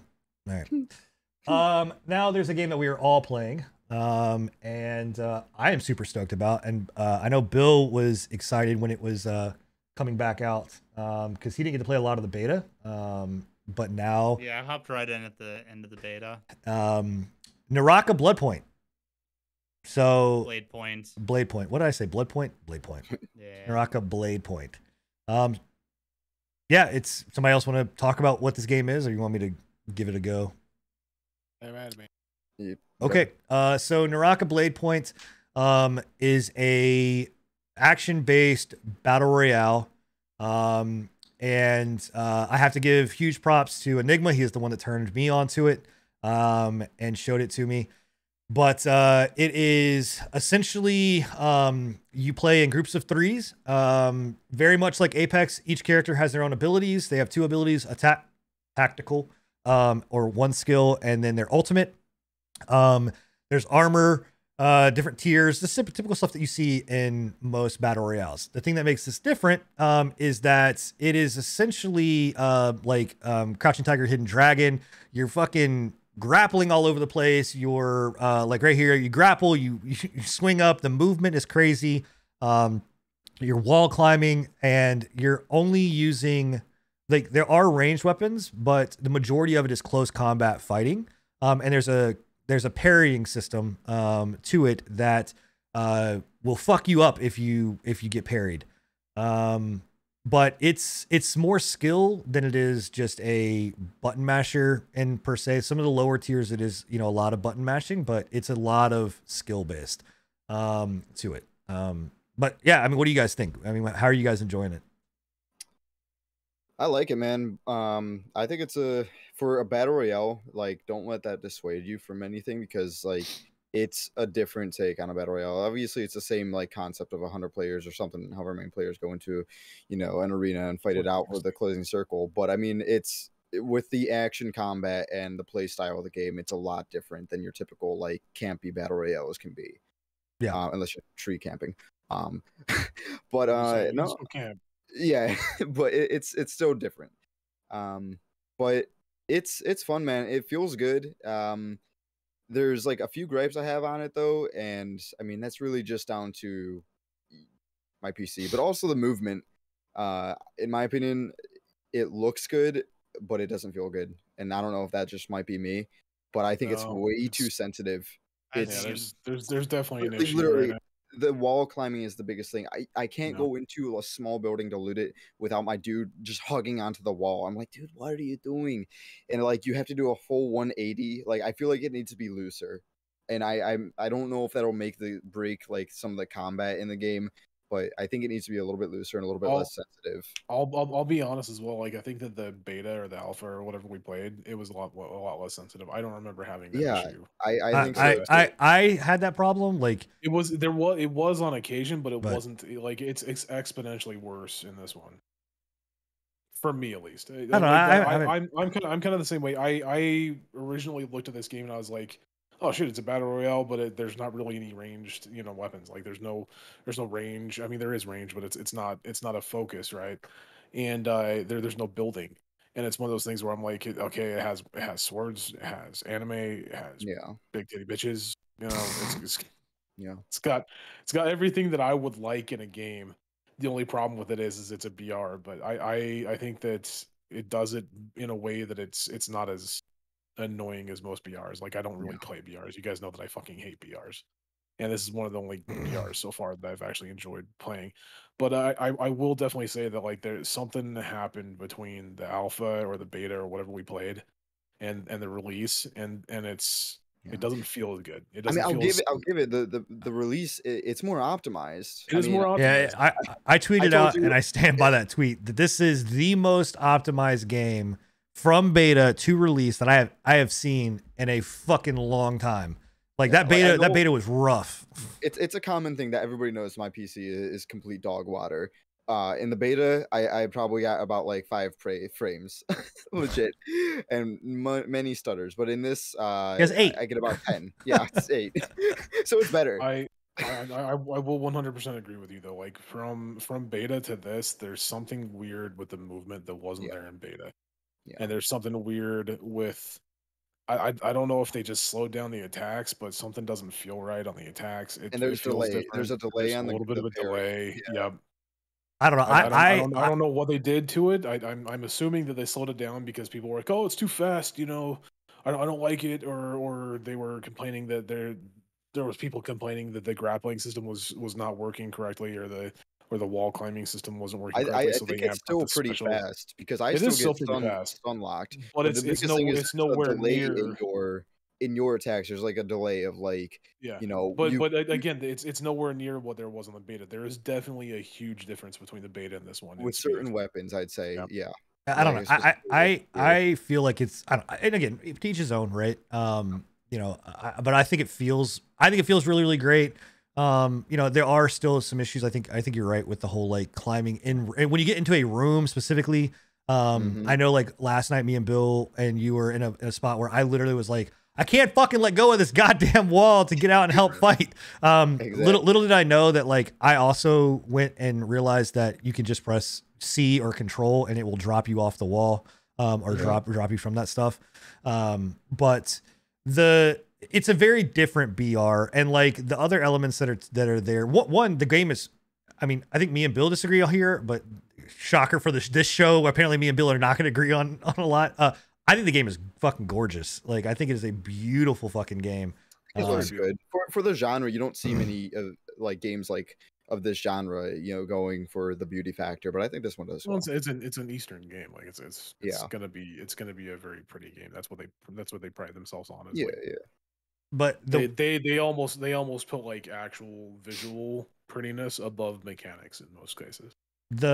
The one thing I will say is, please, and like we all agree, like Steam reviews are bullshit. Please don't go and base this game off the Steam reviews, because the Steam reviews, people are like bashing this because they're just like, there's no Oceanic servers. It's like, or SGA servers. Like, yes, there is. Like, you just need to click on fucking the NA server and you can play on whatever server you want. And then there's people that are, when it comes to Steam reviews, people don't give it the time of day to actually like learn the game. And people are bitching that there is like, you only play with bots. I'm like, you play with bots the first like maybe 2 or 3 matches, and then after that you don't play with bots anymore, and they're getting you up to snuff of, you know, how you're, you know, playing, or, you know, to understand the game.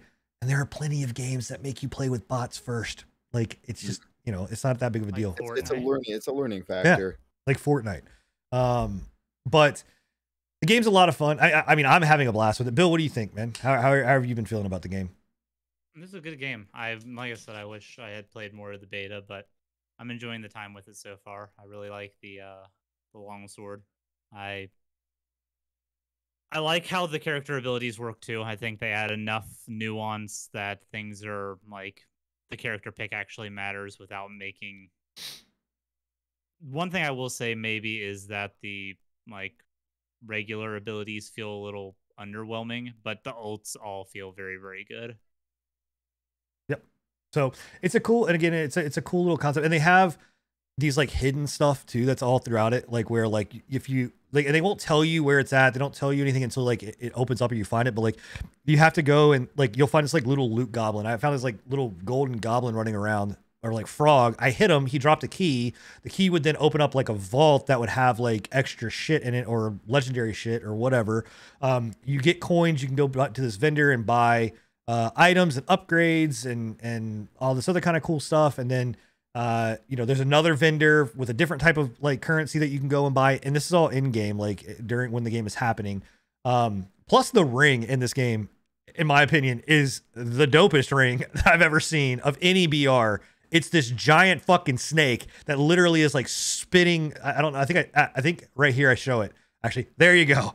Like that's the ring. That's what causes the ring to get fucking smaller and smaller, and it's absolutely cool. It's just it's gorgeous, but it's Naraka Blade Point. I think it's $20 on Steam. And they have a battle pass and all those kind of things. If you want to get more into it, but I'm surprised you're not complaining about how many currencies there. I mean, after Solo, he's understood. Like Solo had. I don't know, man. Solo had a lot of currencies that they didn't explain a lot of shit. This game, I'm like, I understand where the currencies come from. There's 3 currencies total. Solo, they did explain the currencies. You just didn't. Bro, there's like 50 fucking currencies in that game, and you can't. Somebody I knew told what the you currencies did. Yeah. Well, I don't know. Okay, well then, yeah, sure. I'm a dumb American. I'm just saying, this game has 3 currencies. Got him. So, but it's enjoyable. I like it. And we're all playing it, so if you want to give it a try, $20. I think it's worth the money. So, but do not look. If you go in your first match and you kick ass and you get like 30 kills, you're playing with bots. just so you know. Like understand that. All right, that's all the games we've been playing. We got 20 minutes to get through news. Seems like we do this a lot. Yeah. I was about to say we. All right. Kind of tackle down on those games like one per person. Yeah. Well, that's what we're playing. I mean, what are you gonna do? All right. What are you gonna do? Diablo 4 Blizzard updates. If anybody in the channel is excited about Diablo 4, we're happy for you. Just be mindful. There's a lot of stuff that's going on. Delayed. The director of their lead level design left or got fired. Did he get fired or he quit? It's kind of up in the air. I think he got voluntarily ousted out of the company. I think he got fired, but he kind of did the "you're not firing me, I'm quitting." He should have let him fire him because he would have gotten severance, a dumbass. If that's the case. Probably still got severance, honestly. So they left, right? Amongst all the stuff that's going on with Activision and Blizzard, their investors are getting extremely pissed with the way that they're dealing with this. But then on top of that, the beta is opening and coming out, right? And so, which I think it actually opens this week, if I'm not mistaken. I think Crow Templar was saying like if you watch some streams tomorrow, you get intro or like you access to Diablo 2 or something. So they amidst all of the stuff that's going on, they took out something in the game, like that was in the beta. That's what, like something with like one of the lead characters. I don't know what it was. It was some kind of mission or cosmetic thing that they took out. I'm assuming it was probably overly sexualized. Is my thought process on it. But the bigger news on it is that Diablo 2 had like this is a remaster. This is their like remake. And it was openly said that hey, it's gonna have TCP/IP support. Like you're gonna be able to play it because that was in Diablo 2, and you're gonna have it here. And they didn't notify anybody, and they ripped that shit out. And it was found out that is no longer the case, and you will not have TCP/IP support. That's a big fucking deal. I don't know if you guys like. I'm sure you guys know what TCP/IP is, right? I don't. Nope. Okay, so that is being able to basically open up and be able to play. Like LAN? Play like a LAN, yeah. Play on your. You can open up the thing and go peer to peer. It's a peer to peer connection. Right. Like a huge thing about Diablo was a peer to peer, and they took it out. Yeah. It's gone. It's not gonna be allowed. Like, so you have to play on their servers.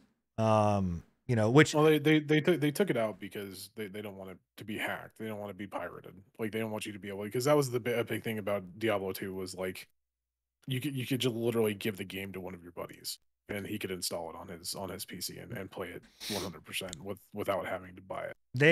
I think that's probably what they're saying, and I think I'm not saying you're necessarily wrong, but I think I guarantee that if I look at how much money Diablo 2 the original made them or whatever else, compare to how many people pirated that game, I think the whole thing is that it's the mods. It's the mods. Like they got 100%. Yeah, I'm not arguing that. I'm just saying that one reason why I can't see them doing that is because of hacking and pirating worries. But on the other hand, it is Blizzard and they're fucking greedy as fuck. So yeah, you know, this is them just. The thing about it is like they just ripped it out without saying anything to anybody. Yeah. Like I mean, it's par for the course for Blizzard these days. Yeah. It's like the Warcraft 3 Reforged, or you know, Warcraft 3 Reforged, where they ripped entire fucking portions of what they promised out. The half the game didn't get delivered as it was supposed to, and they were just like, well, we didn't want to do it, so fuck you. Yeah, and supposedly the people that have played the game, their stories coming out saying that they are that it plays and feels like it's just Diablo 3. Like it's not Diablo 2, it's just Diablo 3. I called that when they did the resurrection. I literally was like, guaranteed what they're gonna do is just slap Diablo 2, a Diablo 2 skin on Diablo 3 and call it good. Yep. Yeah. So that's what it is. And I mean, I guess I was you know, people in chat are like asking like, was anybody actually looking forward to it? I was like, I wasn't. I was looking forward to the concept of Diablo 2 like being remade and remastered. That's what I'm talking about. Not after Warcraft 3. I was like, they're gonna no. I'm not saying of what Blizzard would do to it. I'm saying the idea and concept of giving me a remastered Diablo 2. Absolutely. Like you wouldn't take a company that could do it right and make Diablo 2 again and make it just perfect, like make it the game that it is and just up-res it. Yeah, but you're never gonna have that happen. That's what I'm saying. That's what we were promised. That's what we were promised. That's not what we're getting. I just didn't get my hopes up for it. When I saw that Diablo 2 was getting resurrected, I was like, they're gonna fuck it up. Like it's Blizzard we're talking about. Right. I'm just saying that's what we were promised. That's not what you're gonna get. So just as a heads up. You knew that was gonna be the case from the start. Moving on to that. Sony acquires Crunchyroll. Yeah. I will let you guys. You guys are the anime people here. I will let you guys. That's a big one, man. I didn't read the full story, but like just the fact that Sony has acquired that, and not only have they acquired Crunchyroll, but in that acquisition of Crunchyroll, they've also acquired Funimation. Yeah, so, right, 1.17 billion. That's how much they paid for it. Yeah, that's a huge acquisition, dude. Do you and I know that you're not a big anime guy, Sen, but do you know how much money? Anime is fucking absolutely makes a shit ton of money. And those are like the two biggest names in anime. Those are the two biggest names in anime in the West. Yeah. In the West. Do you think this is going to lead to them having exclusivity on some I hope not with anime-based games like Naruto, like One Punch, or My Hero, or I honestly, that's the side of things I didn't even realize. I didn't think about the games. I was more worried about if we're going to see exclusivity for episodes. Watching the content. I can't see that happening. That I can, but the games is a good point. That might be something. Dude, Sony loves their exclusives. Who? It is weird also that this is happening after. Didn't Fortnite just acquire didn't they have like an Demon Hunter chapter added not too long ago? I don't know. I don't follow. I don't remember my kids ever talking about it. I have no idea. I don't think so. But they have Ariana Grande now. Oh fucking Christ! We're not talking about that. That did happen. We're not talking about that. But yeah, just them acquiring this, and then the fact that I've been hearing rumblings that they're going to be they're going to be integrating Crunchyroll right into like the PlayStation Store and like the PlayStation. They should add it to PlayStation Plus. Cool, at least. Like PlayStation, if you have it in PlayStation Plus, you should get Crunchyroll and Funimation now. I think that's what they're going to do. Yeah, I think that's what they're going to do is like just buying that. I gotta imagine that's probably a worth it, right? How much is How much is PlayStation Plus is like $10 a month. Yeah, I got to imagine like a Crunchyroll subscription. I think is like $12 a month. Oh, that makes it worth. I mean, in my opinion, but actually, it might be less. It might be $4. I don't remember how much a Crunchyroll subscription is. I know that the Funimation one is $8 for base, $10. I know that Funimation is used to be if they still do it. I don't know if they still do it after they got bought out by Crunchyroll. They might just roll in with Crunchyroll, but Funimation was like $15 a month. Crunchyroll and Funimation, they are streaming services for anime. I know Crunchyroll is a streaming service. Crunchyroll is a streaming service. Funimation like producers, right? Funimation is a company that does dubs. They bring, but they don't actually make them, though, right? They don't make them. They just bring them to the West and dub them. Okay. Yeah. Okay. Oh. But it's insane. That it's a huge purchase for Sony. Like legitimately, you've got Sony Entertainment. A lot of money. You have Sony's anime side. And I think that's going to be a shitload of money on Sony's pockets right there. Because again, like I said, anime brings a lot of fucking money in. That's an unexplored ballpark for like, you know, Sony and or like Microsoft. Like they never really explored the anime side of things. Well, this is a blunder on Microsoft's part because they want to be in that world, man. They want to be in the Asian marketplace, and absolutely, they want to, and then they also absolutely. They want to be in the anime and the Asian marketplaces, but then they also want to censor the anime and the Asian. Well, what I'm saying is that their market share over there is nothing compared to what Sony's is. So like that's and like they have tried numerous times. So to me, like it would have been a no-brainer to be like, just buy this, buy that, and like that would increase your stock a little bit. Like I'm not saying it would fix it, but that would definitely help. So, yeah. Big stuff. So I mean, people in chat too are saying that, you know, and I guess it's a good question. Do you think that they're gonna up the price of Plus if they include Crunchyroll and Funimation? They will. It'll probably be a $15. It'll probably be a $15 subscription. Well, I wonder if they'll have tiers to it. You know, they might have one without the Crunchyroll sub. They'll probably keep their base. They may. I don't know. I would hope at least, because there's obviously they're not. They shouldn't force everybody who doesn't like anime to buy that. You know, if they don't want it. I mean, that's subscription services though. Like there's like they inflate pricing with added on things. There's a lot of services out there that you can't pick and choose what you get out of them. Yeah, I guess we'll see what they do. Yeah, I wouldn't be surprised if it's an all or nothing. And this is right out of that. This is right out of that. The GameSpot article. With the addition of Crunchyroll, we have an unprecedented opportunity to serve anime fans like never before and deliver anime experiences across any of platforms they choose, from theatrical events, home entertainment, games, streaming, linear TV, everywhere and anywhere a fan wants to experience their anime. Viclaria said, "Our goal is to create a unified anime subscription experience as soon as possible." There you go. So cool. Huh. So in further PS5 news, and Sony news, we've got a rumor that From Software is working on a PS5 exclusive that's not Bloodborne 2, and not Elden Ring.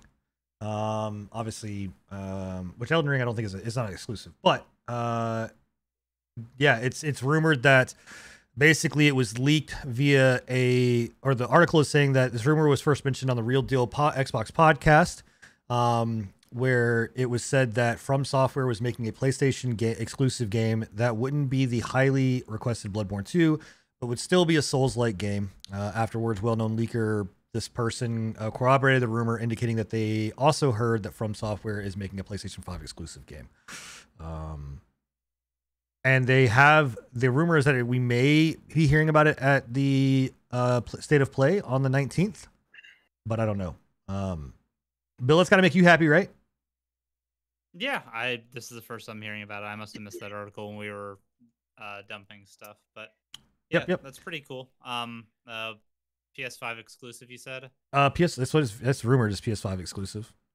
So. That'd be cool. I have high hopes for it because their only other console exclusive was Bloodborne, and that's a masterpiece. So I have high hopes. I'm really surprised that Sony just doesn't buy From Software. Honestly, I wouldn't be surprised if by end of the year they do.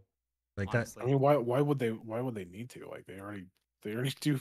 Because if you don't think if you don't think that Microsoft is not thinking about it, like yeah, From Software does a lot with a lot of different producers. They do Sony, they do Bandai Namco, they've done independent, and there's one other company that they've worked with. So it'd be such a big balls move if Microsoft. But I also don't know if From Software wants to play ball with that. I don't think they. The thing that I have to say about it is they do stuff for all those other companies, but I guarantee you, if Sony goes, "Hey, I need you to jump," they say how high. Yeah, smack me harder, Daddy Sony. I would say either Microsoft or Sony is gonna buy From Software. I understand From Software is like they may want to be on their own, but if someone ponies up $1 billion for you, man, they'll fucking move. Someone will do it. And if Microsoft does it, because I'm telling you, someone at Microsoft is like, let's just buy them. by From Software. If this is actually true and they are doing a PS5 exclusive and Sony does not pick them up by the end of the year, I will tell you right now that I guarantee that by Q2 of next year, From Software will be a Microsoft fucking property.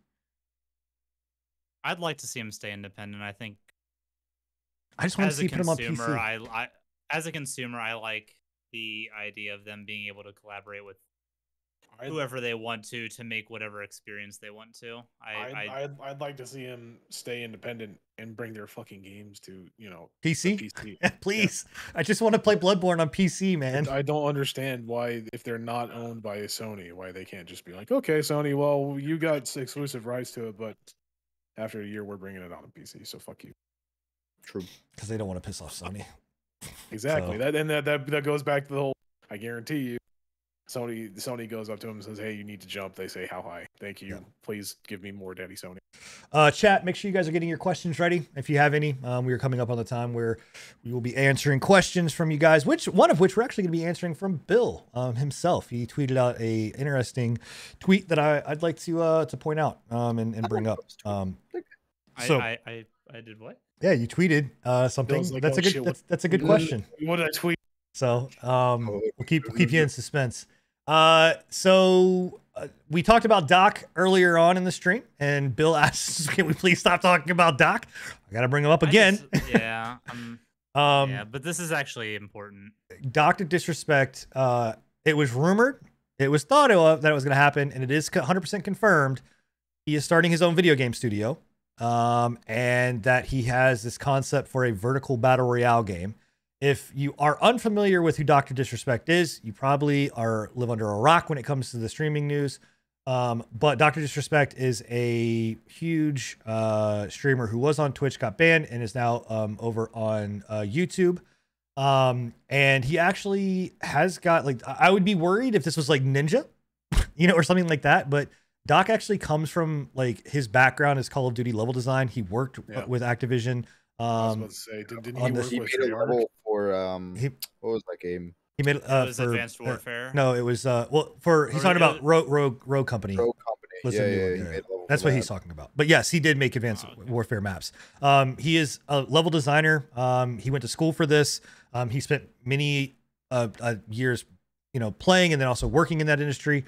So he, this makes sense to me. And to be 100% honest, if there was one content creator that I would be like, yeah, sure, go ahead, it would be him.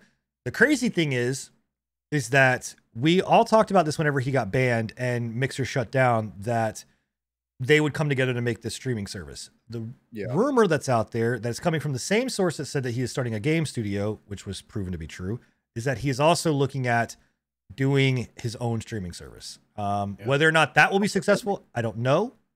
But when we were talking about the whole thing before Ninja came back over to Twitch, I was like, man, as much as I don't like the guy, like him and Doc and Shroud and Tim the Tap Man, I think they all just need to get together and be like, this is what streamers want. Let's give. They know how to start a movement with what we want. Like they have that outlet. So but if Doc made a streaming service, I would say I'll be there day one. Well, I would need to see what it's going to be first, but I would be there day one if it's anything other than Twitch. I mean, it's you would rather go for adultery? Okay. Well, and like that whole adultery thing, I have a hard time believing that was actually real too, with just how quickly he turned that around and how his wife was just like, okay, I'm good with it. You guys, I personally think that was a. You guys do know that's come out that I don't know if whether it was post that whole thing, but they have an open relationship. Like, I'm just putting that out there. Like, he has they have both openly talked about having an open relationship. So I understand, but streaming service, like, we're not condoning adultery or whatever. Like, but the streaming service thing, Twitch, I swear. Give a fuck less about his adultery. I just want a fucking streaming service that doesn't base their bans off of a fucking D20 rule. I mean, when we talk about from a content creator that I admire how much effort he puts into his content and what he does, like, there are very few that get to the level of Doc. Like, if you go watch one, if you've never seen Doc's streams, go watch one of his streams, and the production value that this man puts into it is fucking crazy. Like it's insane. It's a phenomenal job. Like he does a phenomenal job with it. Whether you like him or hate him, you have to respect what he does. You know, I mean, I can't stand LeBron James. I respect the fact that he's a good ball player. But yeah, this is going on, and there is, and the talks about the streaming service came off of the back of the news that he was talking to Netflix about doing, because they're starting a streaming service that is, they have a streaming service, but they're starting a video game section there. Like they're going to be able to stream video games of some, like there's this, I don't know, it's in a weird spot right now, but like it's like the interactable shows, right? Is that what you're talking about? No, this is like them stepping foot into the being able to like do streaming video games. Like they want to be a platform where you can, for streamers, for no, like actually to play games. They want to be a platform like Steam, but being able to stream it. Like Steam, but being able to stream it. Exactly. Right. And stream the video game to your computer. Right. And he went to go talk to them about making it being like, and they do, honestly, God, Netflix has got the perfect fucking, like they could do it. Like if there's one company that could probably compete, Netflix could do it. They've got the streaming platform to handle it, to be like, yeah, fuck it, just turn it on, let people stream to Netflix. Like, why not? You know what I mean? So, I don't know. But anyway, that's where that came off of. And the last two things to talk about. Do we want to talk about the PayPal thing? I mean, I think it'd be a good thing to talk about. I mean, PayPal, I think we can just mention it really quickly. Enigma, did you send it to, or was it Bill that sent it? I didn't send it. I think I sent it. Yeah, it's there. Essentially, PayPal is going through and they're lifting, or they're raising the cut that they get off of like tips. So if you get $1 tip, you used to get like 40 some odd cents of that, like 50 cents, somewhere around there. And now you're going to be getting like barely 25, like barely 24. So they're taking like a good 70% of your total. Yeah. So what it was that the old one was 2.9% plus an additional 30 cents. Yeah. The new one is 2.89% plus 49 cents. You know, I wasn't sure about the actual numbers, but yeah, it's a huge hit. Like, so basically, it was already a big hit. But out of $1 you would make 67 cents. Now you make 48 cents. Yeah, that's kind of crazy. So it's not. It's still nuts. Anyway, so that's PayPal. The other things are that Frostpunk 2 got announced. I never played Frostpunk 1. I know a lot of people have played Frostpunk 1. I heard it was absolutely brutal. So I think it's like a brutal sim game, isn't it? Or not sim, like but sim. Or your colony manager. Yeah, management game. And Axiom Verge 2 got released. And that game is fucking, Axiom Verge is amazing. It's only on Switch right now. And fucking Epic. Thanks, Epic. But it's a Metroidvania. Please, if you've not played, and Axiom Verge is on Steam. It will be on Steam short. Axiom Verge 2, I'm sure, will be on Steam shortly. That game is amazing. Amazing. If you have not played it, you like Metroidvania games, it's a side scroller. It's basically Metroid. I mean, it is that, and it's fucking great. So yeah. All right. So I got to pull up Bill's tweet real quick. But again, chat, if you guys have questions, please put them in there and we will answer them. But Bill tweeted out a couple of days ago about, hold on a second, I answered it. And where is it at? You asked about what's the one game that you just seem to not be able to like, even though. Yeah. What's a game that you like that everybody else seems to like besides you? Yeah, that's it. So, here it is. Yeah. So, yep, that was it. Yeah. So let's go around the room. What's a game that everyone seems to love, but you just can't enjoy? Bill, you said Witcher 3. Yeah. I've tried time and time again to play it. I got the game when it first came out. I played through like the first region. Pretty well did everything to it, and I just stopped after that. I got to Skellige, and I just could not be motivated to push forward. The story aspect, that's one of my favorite games to like backseat game and watch. Like I enjoy watching that game significantly. the combat stylings, I don't know if I was playing it wrong or what exactly, but it was all like very repetitive as far as the combat cycle went. It just didn't do it for me. There's too much content doing the same thing, I think, was my problem. But the story is great. I thoroughly enjoy the narrative and all the side quests, but I cannot play it myself. All right. Enigma. What's a game that everyone seems to love? I answered this, and I'm sure you're gonna fucking try and rail into me. No, I didn't rail into Bill. I'm not railing into you. I said on the tweet, don't fucking at me, and I still got ads from Lost. But I don't like Halo. I don't see the. I mean, I like I said in the tweet. I'm sure that a lot of people say that it was a groundbreaking shooter at that time, and I'm just like, I don't see it personally. No, never was a big fan. I played it, I enjoyed it, and I get that people had a lot of fun with it with their friends, and it's nostalgic and everything like that. And I understand that, and I played LAN party games with my friends where we would go in and play Halo on the multiplayer mode and everything like that. It was fun. I never really saw the appeal to it. I always was like, I'd rather be playing Unreal Tournament or Quake Arena or something like that. I never really, I don't know. So what to answer the question that Fat was asking is no, it wasn't. And who said that? Whoever said that it was a groundbreaking shooter should have specified that it was a groundbreaking shooter for consoles and what it did and what it did for competitive console play, especially on the online scene. Because Halo 2, when it released, it completely made Xbox Live a thing. Like that was the Xbox Live game. Was Halo 2, and what made it successful. So, Scruffy. So now I want to see if you can guess my game.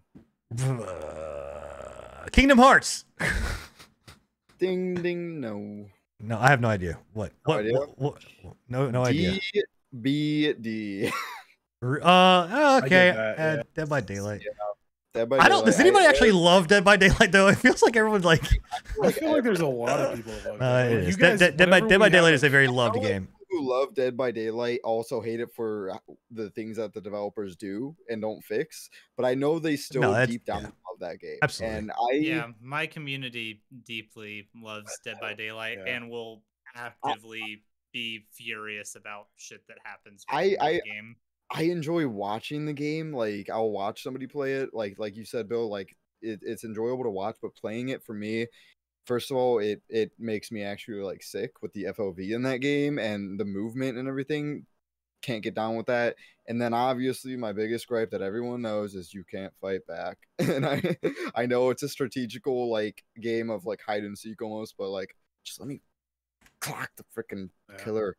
I completely agree with you on that. These guys get into it whenever there's like an update, and I'm just like, I check out. I'm just like, I'll give 2 fucks less about the 2 meters more that they gave to fucking whatever his name is, the clown with his throw. I'm like, I think I understand it. I see it. I love the game. I think it is. I think it's such a cool little game. And the devs actually, if you like it, it's different. I'll give it that. Like, there's no other game on the there is now, but they're not standing up against DBD. It owns the market of what it is. So. Yeah, there have been games that have tried to, and most of those games that have tried your suggestion, Scruff, of giving survivors the ability to do damage to the killer. And really work. It's hard, man. That's a hard thing. It's hard to get doesn't down. work. That's why I'm kind of excited for Ash versus the Evil Dead. I'm kind of excited for that. I think as much as I'm excited too, I think it's probably going to fail because I think giving survivors the ability to fight back is Jason, just like really Friday the 13th. Hard. Like it's tough. It's a tough thing to get down in a game like that, and I understand that. I don't understand why it's a tough thing though. Like giving the survivors an equal footing to play on. I get that there's more of them and like they can mob you and shit. But it's like that could be easily fucking fixed just by like. I don't know, man. You play against some good survivors on DBD, and you feel like they are overpowered, man. You feel like what the fuck, dude. It's just the reason. Like, I think the game that started it all, honestly, Evolve. Evolve was like the OG that tried the whole like Oh, survivor. Evolve did it well though. Like Evolved, it was actually not that bad. Well, it had a great concept of everything of the evolving and everything, but Well, again, it came down to the gameplay was extremely good too. Because like, yes, survivors could fuck up the monster, right? But like, if you had a monster that knew what the fuck it was doing, didn't matter. They could give 0 fucks, man. I don't know.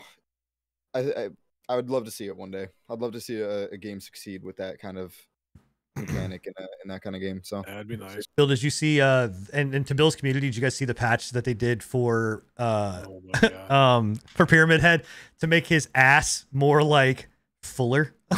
It was a joke. Oh, it was a joke? Yeah. Yeah. I thought it was for real. No, I saw the patch that you were talking about. Yeah, it was just for the Did you guys? I don't know if I want to say it. I don't know if people like care about like spoilers or anything. But do you hear about what the next DVD killer is going to be though? I heard about it. There's a bunch of like rumors and stuff. I don't know if anything's been released. I thought it was Candyman because of the movie. I wish. Can't wait. But if anybody doesn't want to know, mute now or whatever. But I'm pretty sure it's been confirmed that Hellraiser is going to be the next killer. That'd be dope. I haven't heard anything about Hellraiser. I've heard it's either going to be another Resident Evil DLC, Candyman, or Springtrap. Yeah, that's just at least like what I heard. Like that it came out like who the hell is Springtrap? Today. Huh? Who's Springtrap?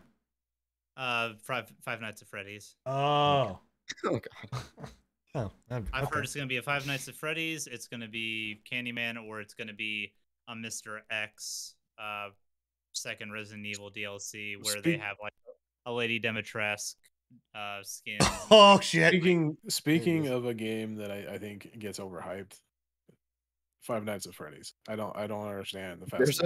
That's the cult and following. Like I don't understand that. Like whenever you talk to somebody about Five Nights at Freddy's, like guaranteed like 9 out of 10 times you're gonna have somebody be like, kids. You're gonna have somebody that's like, oh my god, I love that game. And I'm like, why? It's like Roblox, man. I don't get it, dude. Roblox too. I think.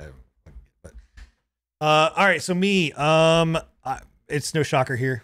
And I will count to 3 and let all of you guys say it if you want, but it's Siege. Kingdom Hearts. Kingdom Hearts is up there, man, but it's not that. It's Siege. I can't. We all know it. We all know why. I've talked about it 1,000 times. I don't need to reiterate myself again as to what it is about Siege. And I will admit it is a me thing. Like, I should love Siege based on what it is. I love shooters. I love competitive shooters. I love class-based shooters. I hate Siege. I fucking can't stand that game. So if you love it, you love it. Congratulations. If you don't, I understand why you don't. How dare you? You get the fuck out right now. So I can't stand that game. Anyway, yeah, I don't think we have any questions from chat, right? Nobody asked any questions other than what was the question that we were talking about, and I answered that. So, all right. Well, that is the show, boys and girls. I hope to God that you enjoyed it. It seems like everybody in chat had a great time. I want to thank everybody for being here. I'm going to go around the room. We're going to talk about what you guys are doing, and we're going to get the fuck out. So, Scruff, man, what are you going to be up to next week, 2 weeks? This Saturday is going to be a spooktacular stream. Me and my sister are going to be actually streaming together, playing tons of spooky games. And it'll be starting around 6 p.m. This Saturday. And then after that, the stream is going to go to probably around 11 p.m. There's going to be a horror movie night in my Discord. So it's going to be good. Nice. Are you doing 90s? What? You need? It's going to be a list of horror movies that people slashers. Please you need to put like the old like 80s slashers on there. 80s slashers. Like, yeah. I'm going back now and watching like some of those slasher films, like Five Nights at Freddy's. No, fucking goddamn it. Damn it. I'm watching Nightmare on Elm Street on those movies. Dude, they're so fucking good. They're so fucking good. I love the old like ones. the gore slasher movies are so good. Have such like a something about them. But yeah. So it'll be great. Cool. And everyone's welcome. Cool. What time? Saturday at 7, right? Saturdays starting 6 p.m. is the stream, going to Eastern. 11, and then the movie night will start at 11:30 to 12. There you go. So Eastern time, guys. Eastern time. Bill, Yes, what you got going on for the next 2 weeks? I'm just doing my thing, man. Trying to stream as much as I can with my health stuff. We're doing Final Fantasy VII Grime and community nights every Saturday. Nice. All right. Yeah. Speaking of your community night, man, that the fucking new animation that you got for community night, love it. Pristine, love it, man. Yeah, Love it. He's got a new Adventure Time themed intro to his community nights, and it's great. Yeah, Britt did. It was a big passion project to her, both the artwork and the video itself. So I'm glad everybody liked it. Nice, nice. Enigma, what you got? You be streaming 2 weeks? Yeah, I'll be streaming, probably playing a little bit more Mechanic Simulator. Need to start getting back into Final Fantasy 14. I need to get the last remaining couple of patches that I've missed, finish those up, and then get my characters. I still need to get up a couple more jobs to 80. So all right, probably gonna be doing that a little bit. Other than that, you know how it goes. Yeah, man. Just doing my thing, being an enigma. Cool. Awesome. Cool. And I will be streaming, finishing my playthrough of Octopath Traveler. And Final Fantasy. Huh? God damn it! I hate you. You even got him. I fucking hate you. No, because I was just thinking, I still am paying for Final Fantasy. I haven't played Final Fantasy 14 in a minute. So, but I will be playing Octopath Final Fantasy Traveler. Finishing that run, and then I'm gonna move on for my single player games into Legends of Mana is the next one I'm gonna be playing. So really excited about this one, like legitimately one of my favorite RPGs of all time. So super excited to be doing that and playing more Naraka as well. Oh yeah. So really gotta get everybody into some more Naraka. Really loving Naraka. My code if you get into it. Don't use Sins. Fuck you. Yeah, no, use mine. Fuck you. Or use Bill's. Yeah, use you use mine because I told you about it. Oh my god! All right, we're out of here. Bye, guys. See ya. Later.